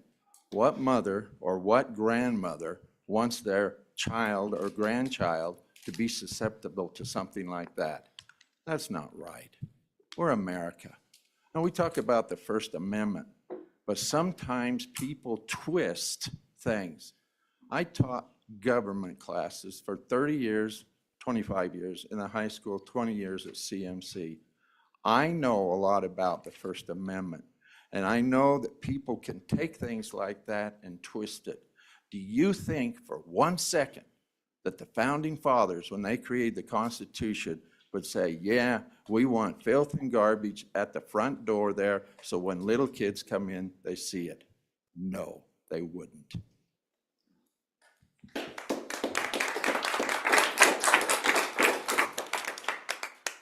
Next question. Begin with candidate Arauza. Garfield County has taken steps to collaborate with other entities such as Habitat for Humanity to address affordable workforce housing. What more can be done? Thank you for this question. And I agree that Garfield County has participated insofar as securing individual units for the Habitat for Humanity developments, as well as having a hand in the development of the Wapiti Commons, which I appreciate. The current Board of County Commissioners has also repeatedly taken a stand against the concept of affordable housing or subsidized housing in favor of what candidate Waller refers to as the free market. But as I mentioned, that left Garfield County in a position now where we have been declared to be the worst county for people trying to buy a house in the entire country. What more that we can do is to accept Proposition 123 money to expand the use of inclusionary zoning laws down the I-70 corridor, as the commissioners have decided not to do in April of last year, so that we can provide money to the folks who are developing affordable and attainable housing. We also need to join our neighbors. The West Mountain Regional Housing Coalition has come together because folks in Pitkin County recognize the importance of Garfield County workers to their economy, and yet Garfield County as an entity is conspicuously absent from that board and from participating in that coalition. So we need to acknowledge the importance of having affordable and obtainable housing developments. This does not need to be an ideological issue. We've reached a crisis point where we have been declared to be the worst county in the country to try to buy a home right now.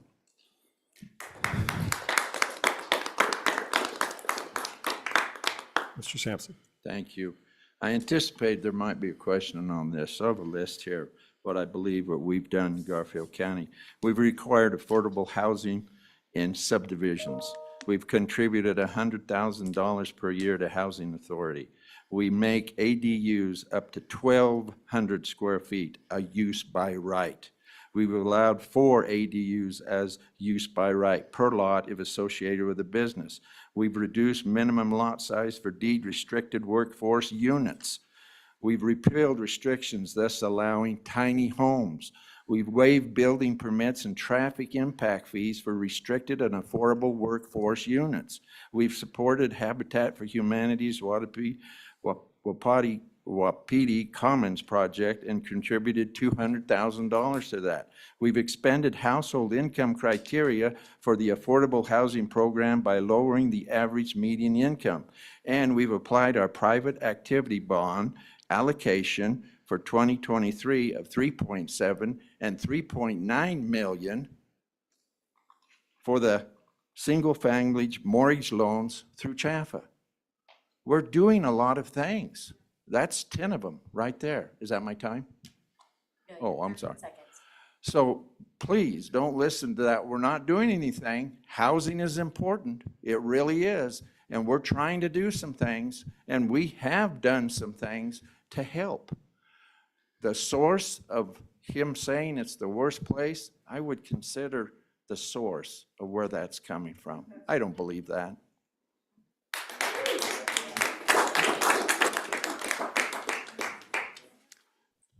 One-minute response. Yes, I do appreciate that enumeration of work that's been completed over the past 16 years. But if you speak to working people in Garfield County, they are simply being pushed out of our communities for lack of affordable housing, which is something that, as an ideology, my opponent and others seem to be opposed to subsidizing. Two of the issues that my opponent has listed regard reducing the minimum size of workforce housing and allowing for tiny homes to be developed in the community. I would maintain that this is not what a working family needs, is a reduction in size right now. I think that people deserve to have access to dignified housing in order to afford them with the stability to stay in our communities, to continue to serve our economy and our communities, and to be able to get ahead financially. So going smaller is not the answer. Next question. Mr. Samson, as county resources shrink and the budget gets tighter, what can be done to replace the declining revenues from oil and gas to buoy the economy? Well, there's two things, and everybody knows I'm pro oil and gas. And I don't want to get in a cat fight up here about that, but he's an environmentalist for the ECMC. That speaks a lot right there, okay? I am pro oil and gas. You think back when I first became a commissioner, we had a lot of money. We had $135 million in reserves, excuse me, not at the beginning, but we built it up to $135 million in reserves. That's because of revenues we got there. I would love to see oil and gas come back to this county because that is what paid the bills. Look at the nice hospital they have in Rifle. Look at the county roads we have. Look at the schools that we have that are beautiful. Look at the things. The 10 top paying taxpayers, property taxpayers of Garfield County for many years were who? Oil and gas. They're no longer here. Those revenues have dropped. I think we need to foster other ideas. Diversity is great. And I have pushed from day one as a commissioner to have the expansion of the Rifle Garfield County Airport. And it's working. We used to dream of tens of millions of dollars coming in for investment. It's now hundreds of millions of dollars that are coming. You're going to see a lot of neat things happen out there. And there's other things as well.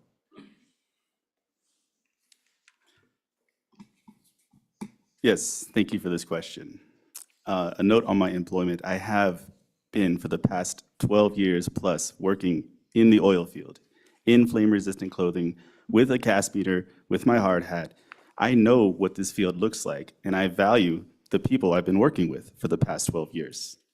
He's mislabeled me as the environmentalist for the state. That is not a position. I'm an environmental protection specialist, which means that my job is the stewardship of our natural resources, making sure that these things are cleaned up properly. I serve as the eyes and ears of the state, and I do that proudly. Oil and gas revenues are dictated by the whims of the market. That's what determines the price. That's what determines the money we get out of it. That determines a predictable boom and bust cycle that has nothing to do with regulation. And that is something that we've been living with my entire life. That's something that our leadership should be able to anticipate and should prioritize diversification of our economy for the sake of the folks in the oil fields who are getting laid off every 8 to 10 years and have to deal with that life-changing impact that happens with regularity. So one of the ways that we can ensure that we keep people working and keep people earning a livelihood is to work alongside oil and gas industries in order to expand into renewable projects that can be met with our existing workforce. We also need to expand into manufacturing, but we need to acknowledge the impacts, the environmental and health impacts that are suffered by communities that are living in proximity to oil and gas production and to expansion of the airport. I disagree with a lot of he said there about what causes the high cost. One of the major reasons gasoline or fuel costs are going up are because of oppressive, excessive government regulation. Now, I'm not, please don't say, well, he's for dirty water and dirty air. And say, come on, no, nobody wants that. Nobody in Western Colorado wants that. But you want to foster, you want to encourage industry instead of stamping it out through oppression and overregulation. We used to have so many companies in here drilling and things were going well. And yes, we've got to have regulations. We don't let them do whatever they want to. But when it's oppressive and they're all leaving Colorado, think about it. 181 passed by you, the people. What did the state do? Crushed us with it. Not good. Next question, dealing with childcare. Mr. Arauza, affordable, accessible, and reliable licensed childcare seems to be an important issue for citizens based on a lot of the feedback we've received. What role can the county play in addressing this issue? Thank you for that question. What we should know well by now and should certainly have learned in response to the pandemic is that affordable, safe, reliable childcare is an essential human infrastructure to support our essential workforce. The people who drive our communities, who are teaching our schools, working in the hospital, stocking the groceries, they are dependent oftentimes on being able to afford childcare. The folks who are providing that childcare also are dependent on being able to make a dignified wage and a living that way. And unfortunately, the pressures are such that that is often not the case, especially dealing with the housing crisis that we have to deal with currently. So one of the ways that we can be sure to try to expand the provision of affordable and licensed childcare in the county is to ensure that we are fully staffed in our human services department, that we are able to retain, again, public employees there by valuing the work that they do and by ensuring that folks are adequately staffed. Now, this does present a challenge of the budget, but this is something that needs to be prioritized because it is a lifeline for the workforce who are driving our economy.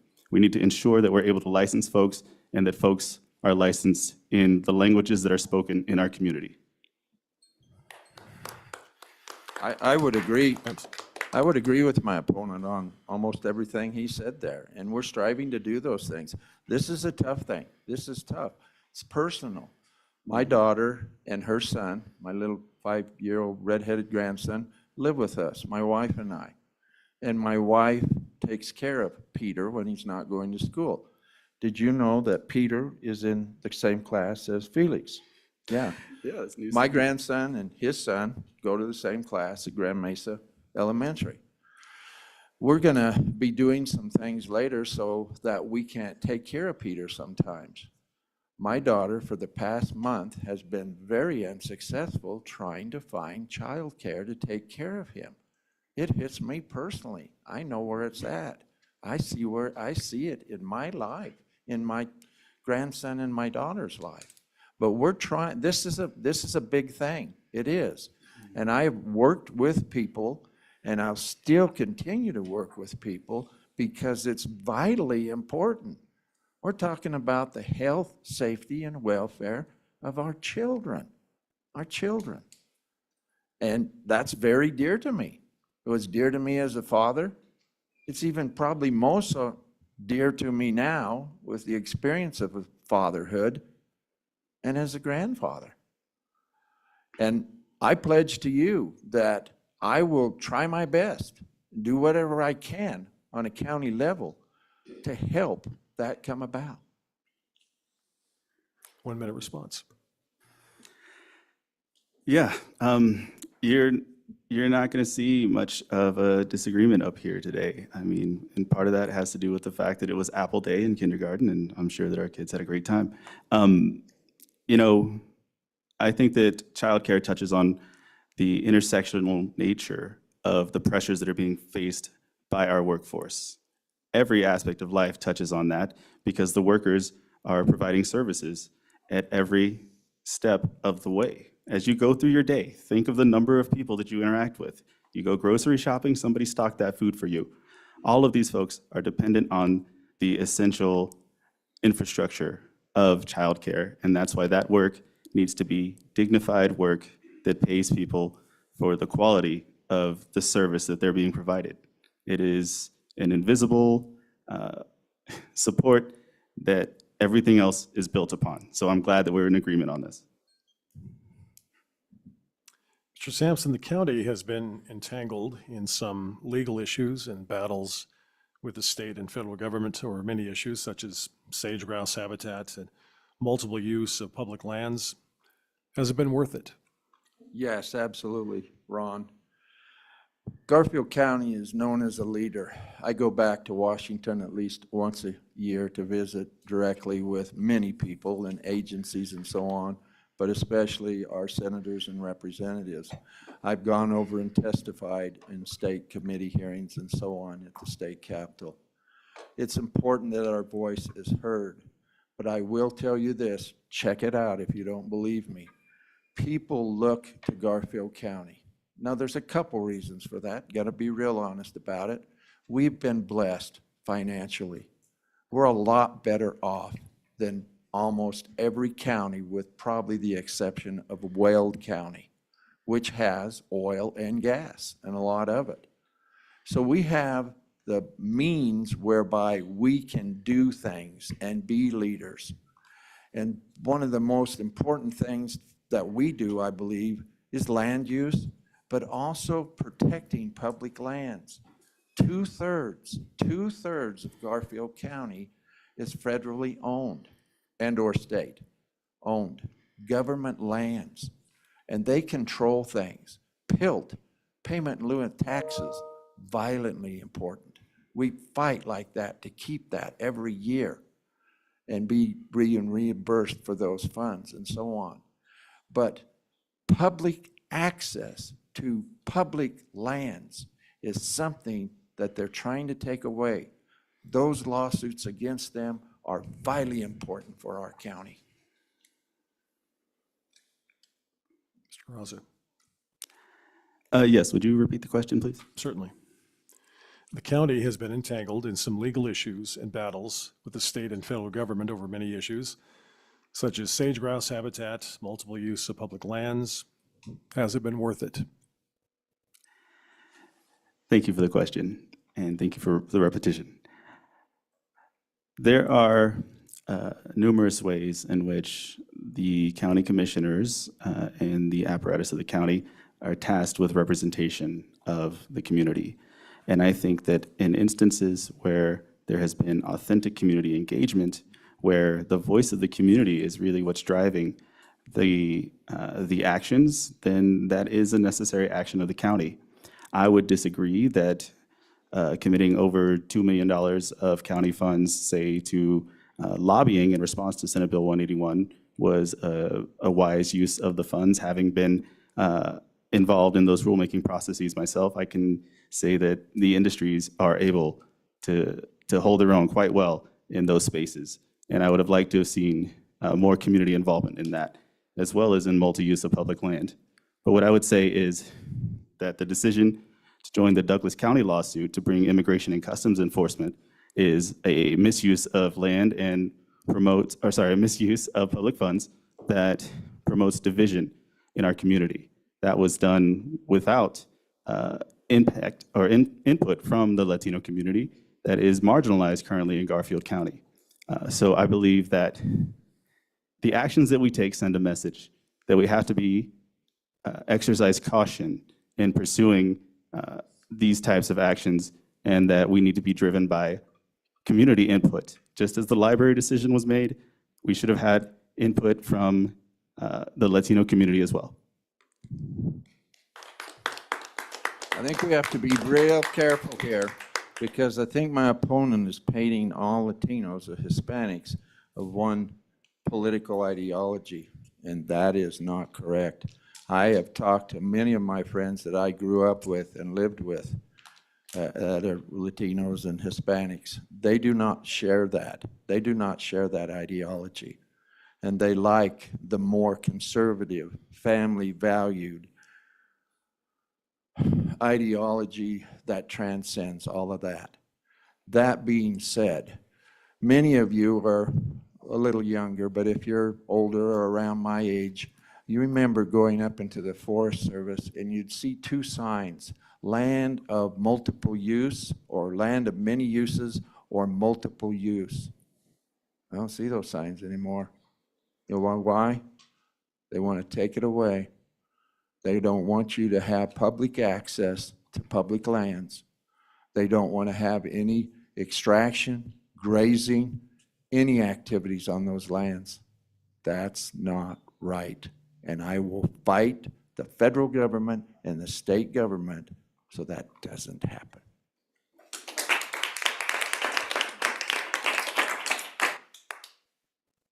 Okay, we're short on time, so let's let's do one more question.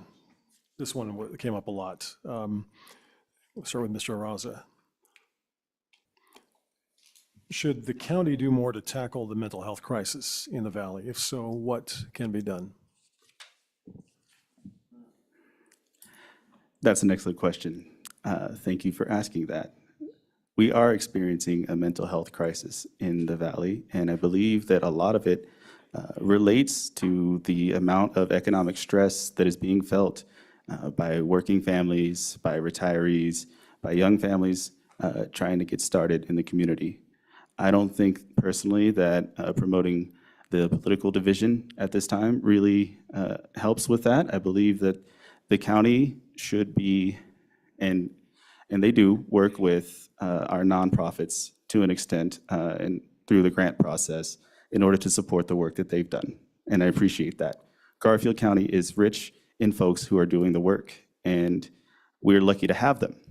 But I believe what we should be doing as a county is supporting that work, and particularly as representatives of District 3, to do whatever we can to either bring those resources down valley to where folks are experiencing a higher population, I would think, is experiencing economic distress that leads to mental health issues, as well as having limited access. So the county should be working with the nonprofits who are working on this to bring their resources down valley, and we should be expanding access to transportation options in order to bring folks from District 3 up valley to receive these resources. But I think the way to do this is by identifying the problem and collaborating along with our municipalities in order to expand access. Excellent question, excellent question. And just short history, when I first became a commissioner, people came to me and said, we need to do something with this. We need to help response by our law enforcement and also the hospitals, because the hospitals are where we're really getting jammed with this. I brought all the municipalities together and it just didn't work out. But here within the last 2 years, we did it again. And this is a great example of working together and collaboration. We got Rifle and Glenwood and the hospitals and those communities to come together, and we built that mental health facility that's out there. And it's great. If you haven't been there, go look.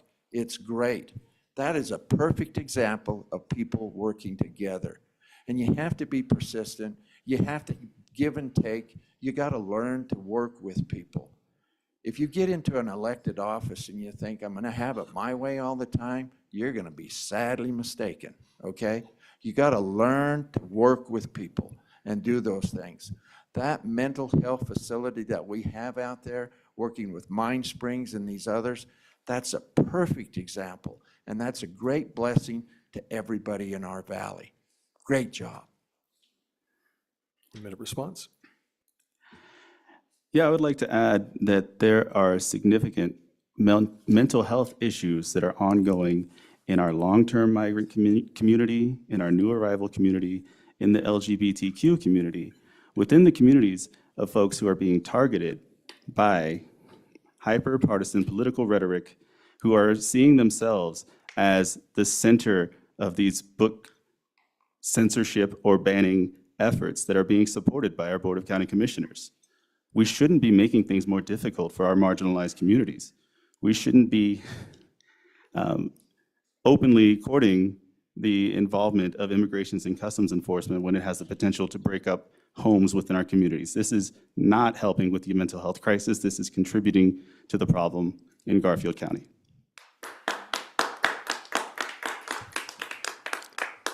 We move on to closing statements. Mr. Samson, 2 minutes. Once again, they never asked for censorship or banning of books. Please do not believe that. As I look at my opponent and my stances, I think there's a lot of things that are like night and day. He's very different than I am. You know where I'm coming from. I invite you, call me, do whatever, and I'll explain if you need more explanations from me of why I do what I do and how I do it. We don't know that much about him. He's never held an elected office before. I invite you, please, check out how he thinks about things as compared to how I think about things. I invite you and I encourage you to do that. I think you'll see that there is a big gulf there. I firmly believe in my heart, and the election will bear it out, hopefully, that most people in Garfield County will agree with my ideology.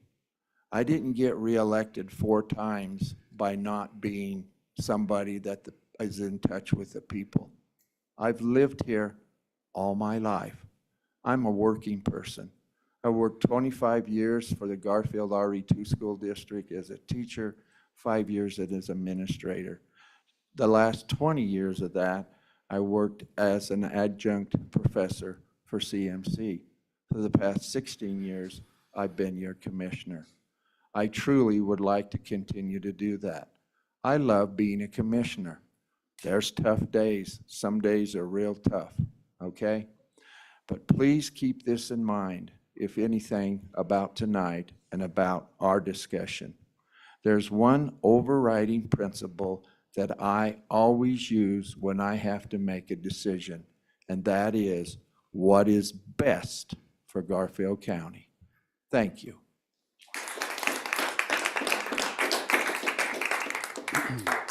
Mr. Arauza, 2 minutes. Thank you all for being here tonight. Thanks to our volunteers and organizers for putting this event on, and thank you to our moderator for keeping everyone on task. I'd like to start my closing statement with inspirational words that I've received from someone in the community who really gives me hope for the future of our community. And that is simply that it is time for us to shed the political stereotypes. The decision that we face in November doesn't have to be colored by hyper-partisan rhetoric that may be taking place at the national level. There's a decision that we have is the choice to retain a career politician who has promoted division in our community and who uses a divisive rhetoric along the campaign trail, as well as in an official capacity, as you'll see in the non-sanctuary resolution, or voting for a member of the workforce with a proven record of working across the aisle politically, as well as across levels of government to deliver real results for working people across the state. The choice is between retaining a politician who has expressed his longing for a Garfield County that may have existed 50 years ago, or voting for a member of your community who's facing the same challenges that you face in 2024, who is committed to forward-thinking policy that is based on fact. The decision is whether or not to support a status quo that is demonstrably unfit for sustaining our struggling workforce, or to vote for someone who is committed to regional collaboration to identify and address the needs of our workers in order to address the labor crisis and so that Garfield County can have a stable future. You'll receive your ballots in the mail around October 14th. So I'm asking that you vote for Stephen Arauza for Garfield County Commissioner for District 3. Thank you. Gentlemen, thank you very much.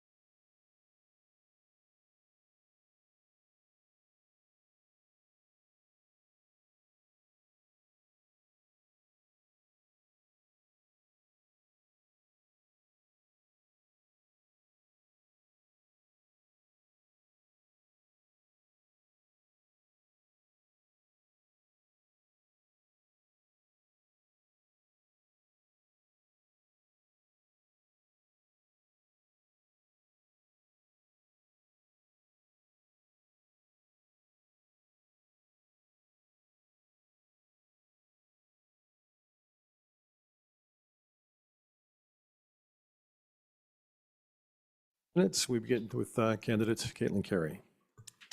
Thank y'all so much for coming tonight, and thank you so much for hosting this. This is a huge deal, and this is democracy in action. My favorite part of law school is where the law and people met, and that's governance, and here we are talking about governance. A little background on me, if you don't know. I was born in Alabama, and when you are born in Alabama, you are given two things. You are given an Auburn or an Alabama card. I received an Auburn card. It is a very long road. It's a difficult one, and I received a Republican card. I found my home in Garfield County in 2002. I'm raising my son here in Newcastle, where I serve on town council. Little background even further, I graduated from Auburn University in 2000 with a degree in human sciences. I went on to earn my law degree at Birmingham School of Law while I worked all day at Blue Cross Blue Shield of Alabama in the Medicare division. And then I also went to ministry school after that. So I have a rather interesting background. I'm a lifelong runner, so if you see me out in the world, you're welcome to wave. If you honk, please do so nicely. This type of running, though, is different. This is for the community. One of the things that was reinforced to me in law school is that decisions are just better decisions. And listening to my community, serving on Newcastle Town Council, and to my staff and working with each other, I just began to see that there were a lack of decisions happening. So what I decided to do after being discussing with my family and being asked many times in the community was to consider running for Garfield County Commissioner, which I have done. The number one thing I hear when I talk to area leaders and organizations is that if we're going to address our issues like housing, wildfire risk, protecting our rights, our libraries, we need new leadership, someone with a new perspective, because it is time for a new generation of leadership. And my commitment to you is that I will lead with a servant and collaborative leadership. And thank you so much for being here.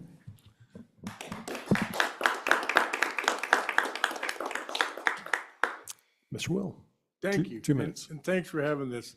This is a good thing, and I appreciate it. And it gives our constituency the chance to hear from all the candidates, and I think that's a great thing. For those of you that don't know me, I'm Perry Will. I'm your current state senator for Senate District 5. And I want to thank John Martin for all of his service to this county. And, I always wanted to be a county commissioner. I always wanted to serve in the legislature. But, I've never challenged John, but now John's stepping down. I'm still serving in the legislature, and I thought this is my opportunity to coming home from the Dome. And for those of you that don't know, I was a game warden for 43 years right here in the Valley. I know Garfield County. I know the people of Garfield County, and I've loved serving them. I'm a lifelong public servant, like I say, 43 years there. I've spent 6 years in the legislature as a bicameral legislator. I've spent 4 years in the House. I've spent 2 years in the Senate. And I got to tell you, I really feel coming home to Garfield County, I can serve the county outside the boundaries of the county. I really feel I can do a really good job because of my perspective, and it's not within the boundaries of the county. And you know that I've got 30 seconds. So I got to tell you, in the legislature, I worked, my entire career, but, I worked for Colorado Parks and Wildlife, Colorado Division of Wildlife. But I effectively worked with, many various ideologically political backgrounds on many, many contentious issues. And I've done that in the legislature as well. I know how to do that. My reputation at the Capitol is, Representative Catlin said he was the most bipartisan legislator.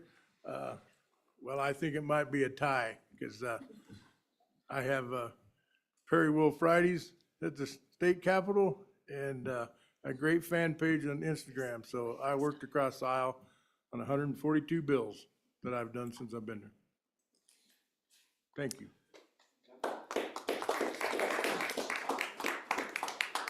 All right, we'll begin with the hot topic of libraries.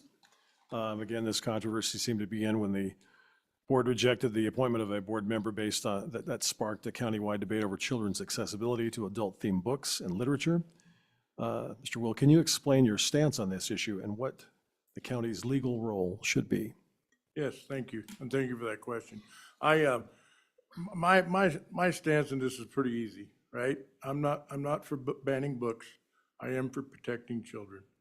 And age-appropriate material needs to be put on a higher shelf or whatever. I've checked into this. I've seen the controversy here in the county, so I know a little bit about it. I'm not as in tune to it as Commissioner Samson because he's dealt with it. But I've checked into this, and heck, go to the movies. Movies are rated. I don't see much difference there. So my deal is I'm not for banning books. I am for protecting our children and age-appropriate materials available to our kids.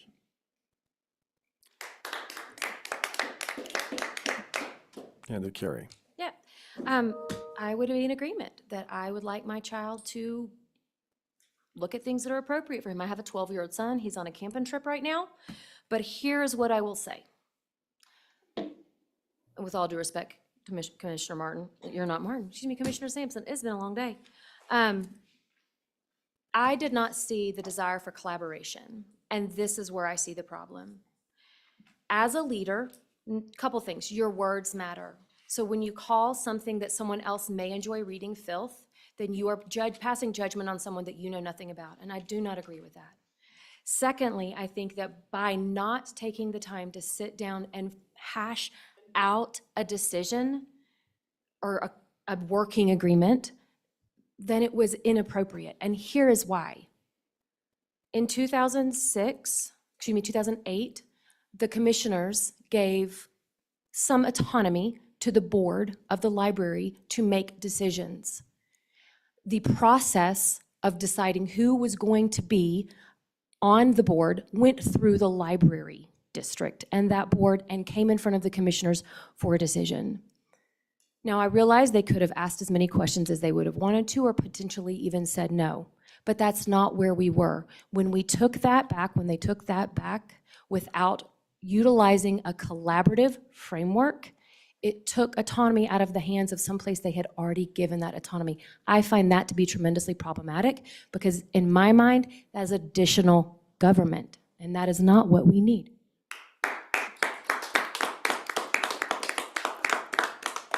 1 minute response. Yeah, I'll stand by what I said. Not for banning books, but protecting children. And I think the commissioners have done a good job there. From my research into this, I've seen that they've did those appointments on the board. So I don't have any issues with that. I think if I'm a Garfield County Commissioner, I will continue that. Next question.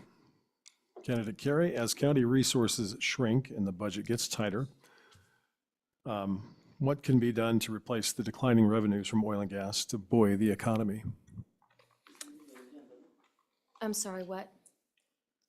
What, No, I heard someone say something in the audience. I apologize. Okay, I will answer now. Yeah, actually, that distracted me. Would you please repeat the question? I apologize. sure. As county resources shrink and the budget gets tighter, what can be done to replace the declining revenues from oil and gas to buoy the economy? So we have an opportunity, a really interesting opportunity in the oil and gas industry to bring a sister industry alongside, basically. It would not only be something that we need because it has to happen, because we have 20+ thousand non-producing oil wells, 11+ thousand active wells, is the remediation industry. The great thing about the remediation industry is that it takes the same skill set, and so it takes the same workforce, which means our employees have an opportunity to move into a more stable job potentially. It also, for generations, is going to be needed. Generations, hear me when I say generations, which means not only my son, but my son's son and my son's son's son. Generations of high-paying, quality jobs that not only are already in an area that has the infrastructure ready for it, the skill set is there.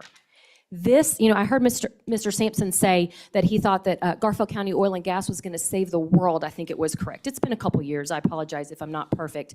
But it may not be Garfield County Oil and Gas that's going to save the world. It might be the skill set that comes alongside the oil and gas industry in the form of remediation.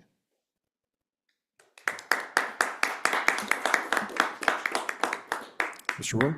Thank you. And so, remediation's great. And, I was there at the Capitol with Senate Bill 181. I listened to all that in committee. I listened to it on the House floor. I've seen all the debates. And I can tell you, I watched as, it's 46-19 in the House currently, and it's 23-12 in the Senate. And I've watched this happening to our communities. And I used to say that you're killing our rural economies at the altar of climate change.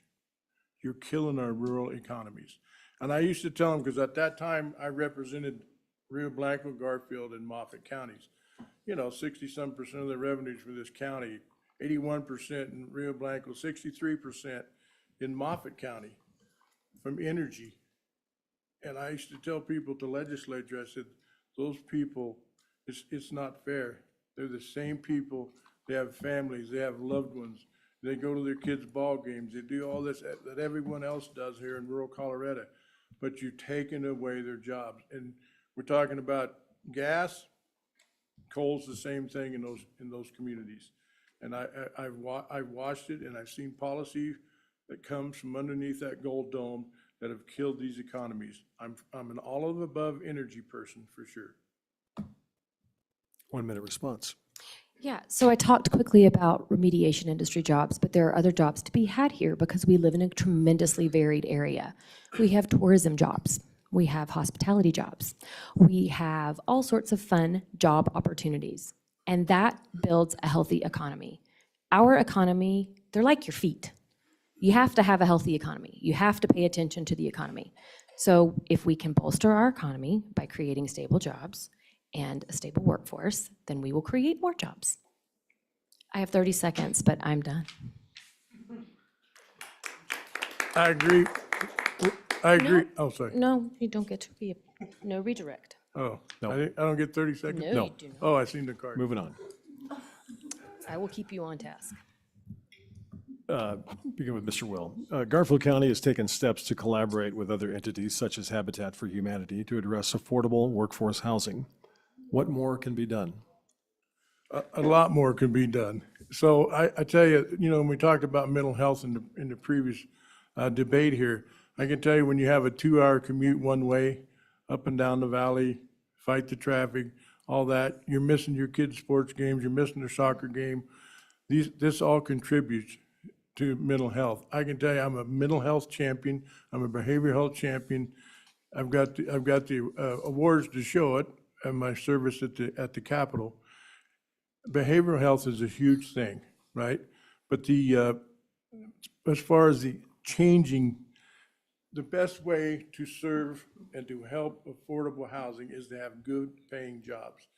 We talked about the diversity. We need that. We can't just rely on tourism. We can't rely on just oil and gas, et cetera. So, you know, a diverse workforce, a diverse amount of jobs. I agree with that. Light industry, all that we need to bring to Garfield County, because we don't want to just rely on a single set of jobs. But good paying jobs helps with affordable housing, no question. Habitat for Humanity, I've worked with them a lot. I've worked with all of that all along in my legislative career with Gail Swartz and Habitat for Humanity. I've backed all those bills. I've run affordable housing bills. I run with Senator Roberts. I run several affordable housing bills. I can't remember the number right now, but I got a list of them here with me. But there's several of them I ran to assist with the affordable housing in this area, and I think I'll continue that. Same question. Can you please repeat the question? Certainly. Garfield County has taken steps to collaborate with other entities such as Habitat for Humanity to address affordable workforce housing. What more can be done? So there's, to say what Perry said, a lot more can be done. And here's the thing. The first thing is we have to acknowledge that the housing crisis impacts absolutely everyone. Even if you have stable housing, there's a really good chance your kid's teacher does not, or it's at risk, or your nurse, or your physical therapist, or your grandkids' teacher. We in Newcastle lost a law enforcement officer to another municipality west of here because in the Grand Junction area, because he couldn't afford housing here any longer. And we had just done a huge pay bump. I mean, it's not okay that we are losing our human infrastructure because of a housing crisis, which is a greater affordability crisis. So there's several things we can do. I'll have to go really, really quickly. The first thing is we work with the organizations that have already been doing the work. The West Mountain Regional Housing Authority has done, Coalition has done a tremendous amount of research. We need to take that research and put it into practice. We need to continue to work with the other organizations like Habitat who've been doing it. We need to work with our developers and ask for ask for affordable units. We're doing that in Newcastle. It's working, so our municipalities can do it. But here's the thing, not one more unit in the county is an unacceptable response. We don't want to build on BLM. We want to build where where we are able to put housing. Newcastle is wide open except for our land. We are small in land. Glenwood, Walls, we have to be able to build affordable housing elsewhere other than the municipalities. Our municipalities cannot bear the brunt of the housing crisis because the people who live in our municipalities are not the only ones this is impacting. It impacts every single one of us every single day. 1 minute response. Yeah, so our workforce, and I agree with what you said about, working with that, but, I do have to comment on BLM. We're not doing any affordable housing on any public lands. I can tell you from my standpoint, that will never happen. I'll never let that happen. But, the workforce is down valley. You see the traffic issues. We're here in Glenwood. We're bottlenecked, the whole thing. But, we're talking about the housing issue all the way downtown, or down west, but the workforce is going up, and you talk about, these I think a $5 million home in Aspen was mentioned. That is, you stop that, then there goes the work. So I understand the workforce, and I hear from down valley all the time, we don't want to be the bedroom community for the up valley workforce. And I want to work with other counties. I mean, we got Eagle County, Pitkin County, right up the road. We're all in the same valley, and collaborate with them. And we need to work on this together. All right, next issue is childcare. We'll begin with candidate Carey. Affordable, accessible, and reliable licensed childcare seems to be a very important issue for citizens based on the feedback we've gotten. What role can the county play in addressing this issue? Well, I think it was answered previously actually really well. And I will say this and thank you for this question, because this is one that impacts us, again, everyone. It's a human infrastructure thing. I spent a period of time in early childhood development in college. My mother was an early childhood educator. I actually taught preschool in Basalt eons ago. And so I know how difficult it is.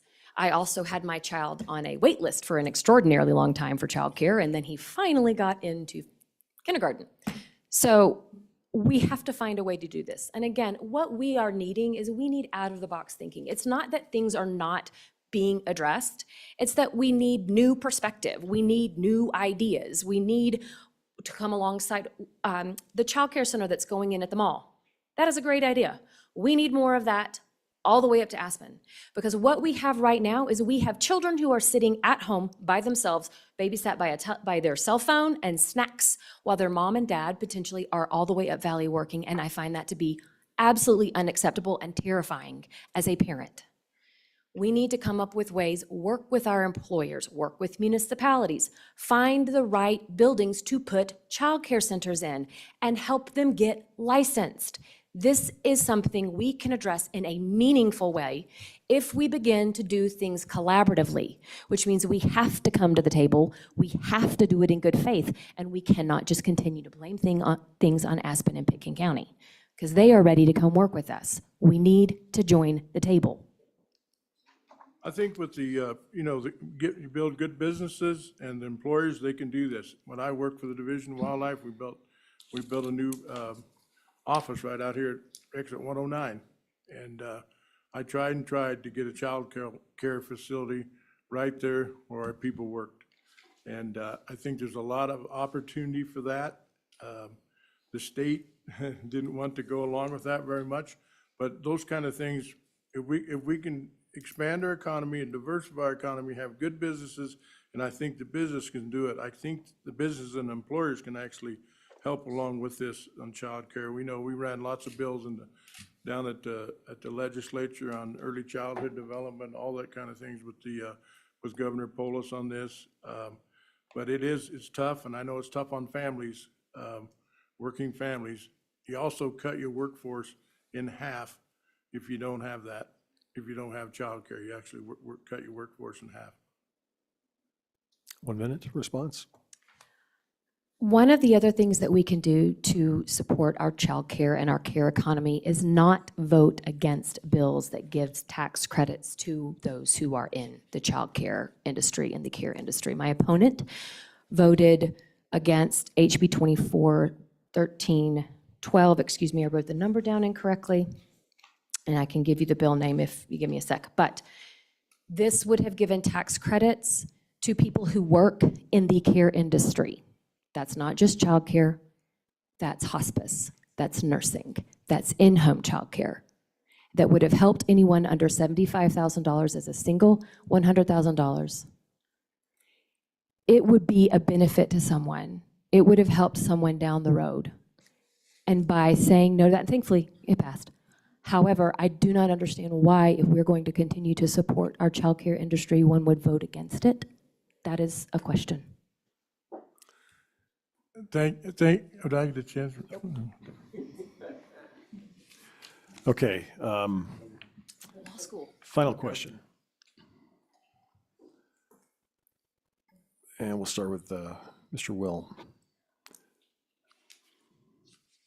How can the county work more collaboratively with neighboring communities to find workable solutions for everyone?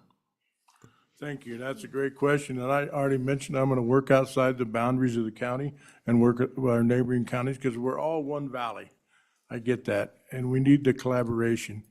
And so I will do that 100%. I've already talked to, in my past life, I know, and actually in my current life as a senator, I know all those county commissioners. I know them all in Eagle County.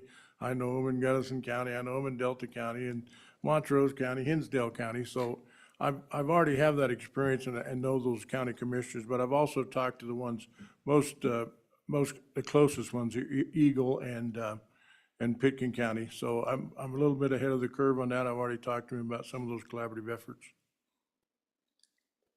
I would not say that he's necessarily ahead of the curve. I announced in May of 2023 for a reason. I've been having conversations up and down this valley for about 18 months, even before then, about how we work together, because the number one thing I heard from organization, after municipal leader, after county commissioner, is that Garfield County needs to be better collaboratively. I do that all day, every day at work. If you haven't raised a 12-year-old lately, that's collaborative all day, every day. and I serve as a public servant on a nonpartisan board. I work across the aisle that doesn't exist, essentially, to come up with workable solutions on a local level every single day, even when I'm working full-time, even when I'm parenting, even if I'm at a soccer game or a flag football game, because that is what we need to do. You, the people of Garfield County, deserve someone who will build the database herself if no one else is going to be able to build it. You, the people of Garfield County, you have my phone number. It's been on the website forever. We need to work together in order to come up with real solutions to our issues. I have been doing that for years, and I plan to continue doing that because it takes humility, it takes listening, it takes working alongside other people, doing the hard work, having the hard conversations, and asking the really hard questions. Thank you for that question. 1 minute response. I hope that wasn't implied I'm not doing that. No, Oh, okay, thank you. just that you may not be. Because I do that every day, and I've been doing that for the past 6 years, maybe not at the county level, but that's how you get things done. And I said it, I was going to collaborate with these other counties to get these things done. It's easy to say you can do something. It's a lot tougher to get it done. And anyone that served in the legislature can tell you that. And it's a lot easier to say it than to get it done. But we do get good things done. I'm very proud of my record over there. I'm very proud of my bipartisan record. And, Representative Catlin said it. To get something done, it's got to be a bipartisan bill. I can tell you, over 80% of my bills pass. And in my most recent senator bills, 88% of them pass because my name's on them. So I am bipartisan, I am collaborative, I work with people, and I get things done.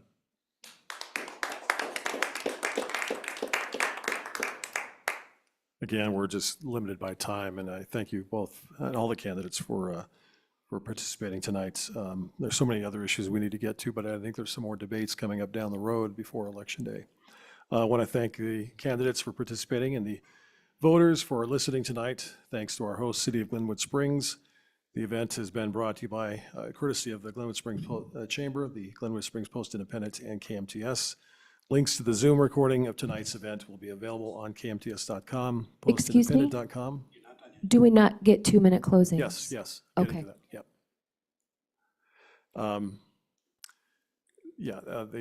They'll be available on KMTS.com, postindependent.com, and GlenwoodChamber.com, and KMTS will also rebroadcast the event. I always do that before the closing, Okay. just to get in our sponsors. Again, Election Day is November 5th. Now, our closing statements, we'll begin with Mr. Will. Thank you. And thanks everyone for being here. I have to tell you that, serving in the legislature, also serving as a wildlife officer and a supervisor in this valley for 43 years has really been the privilege and the honor of my life. But I've learned so much at the legislature, and I really want to bring that knowledge home to Garfield County to help the people. I love Garfield County. I'm a 4th generation Coloradan. My kids are 5th generation. My grandkids are 6th generation. I know Colorado. I know Garfield County. I love the people here. I've been serving you for years. I want to continue that. Politicians are plentiful. Public servants are few. And I'm a public servant, and I love doing the work. I don't have to. I don't need to. I like doing it, and that's why I'm here. And it would be a great honor if you would choose me as your next Garfield County Commissioner, and I'll tell you, you won't be disappointed. I will work hard, I'll do the work, and I'll make you proud. Thank you. Is this 2 minutes? Okay. Just wanna make sure. Thank you all again so much for coming tonight. I, again, love this. This is, I don't love this because this is politics. I love this because what politics is actually is discussing the discussion of your laws and how they impact your life every day.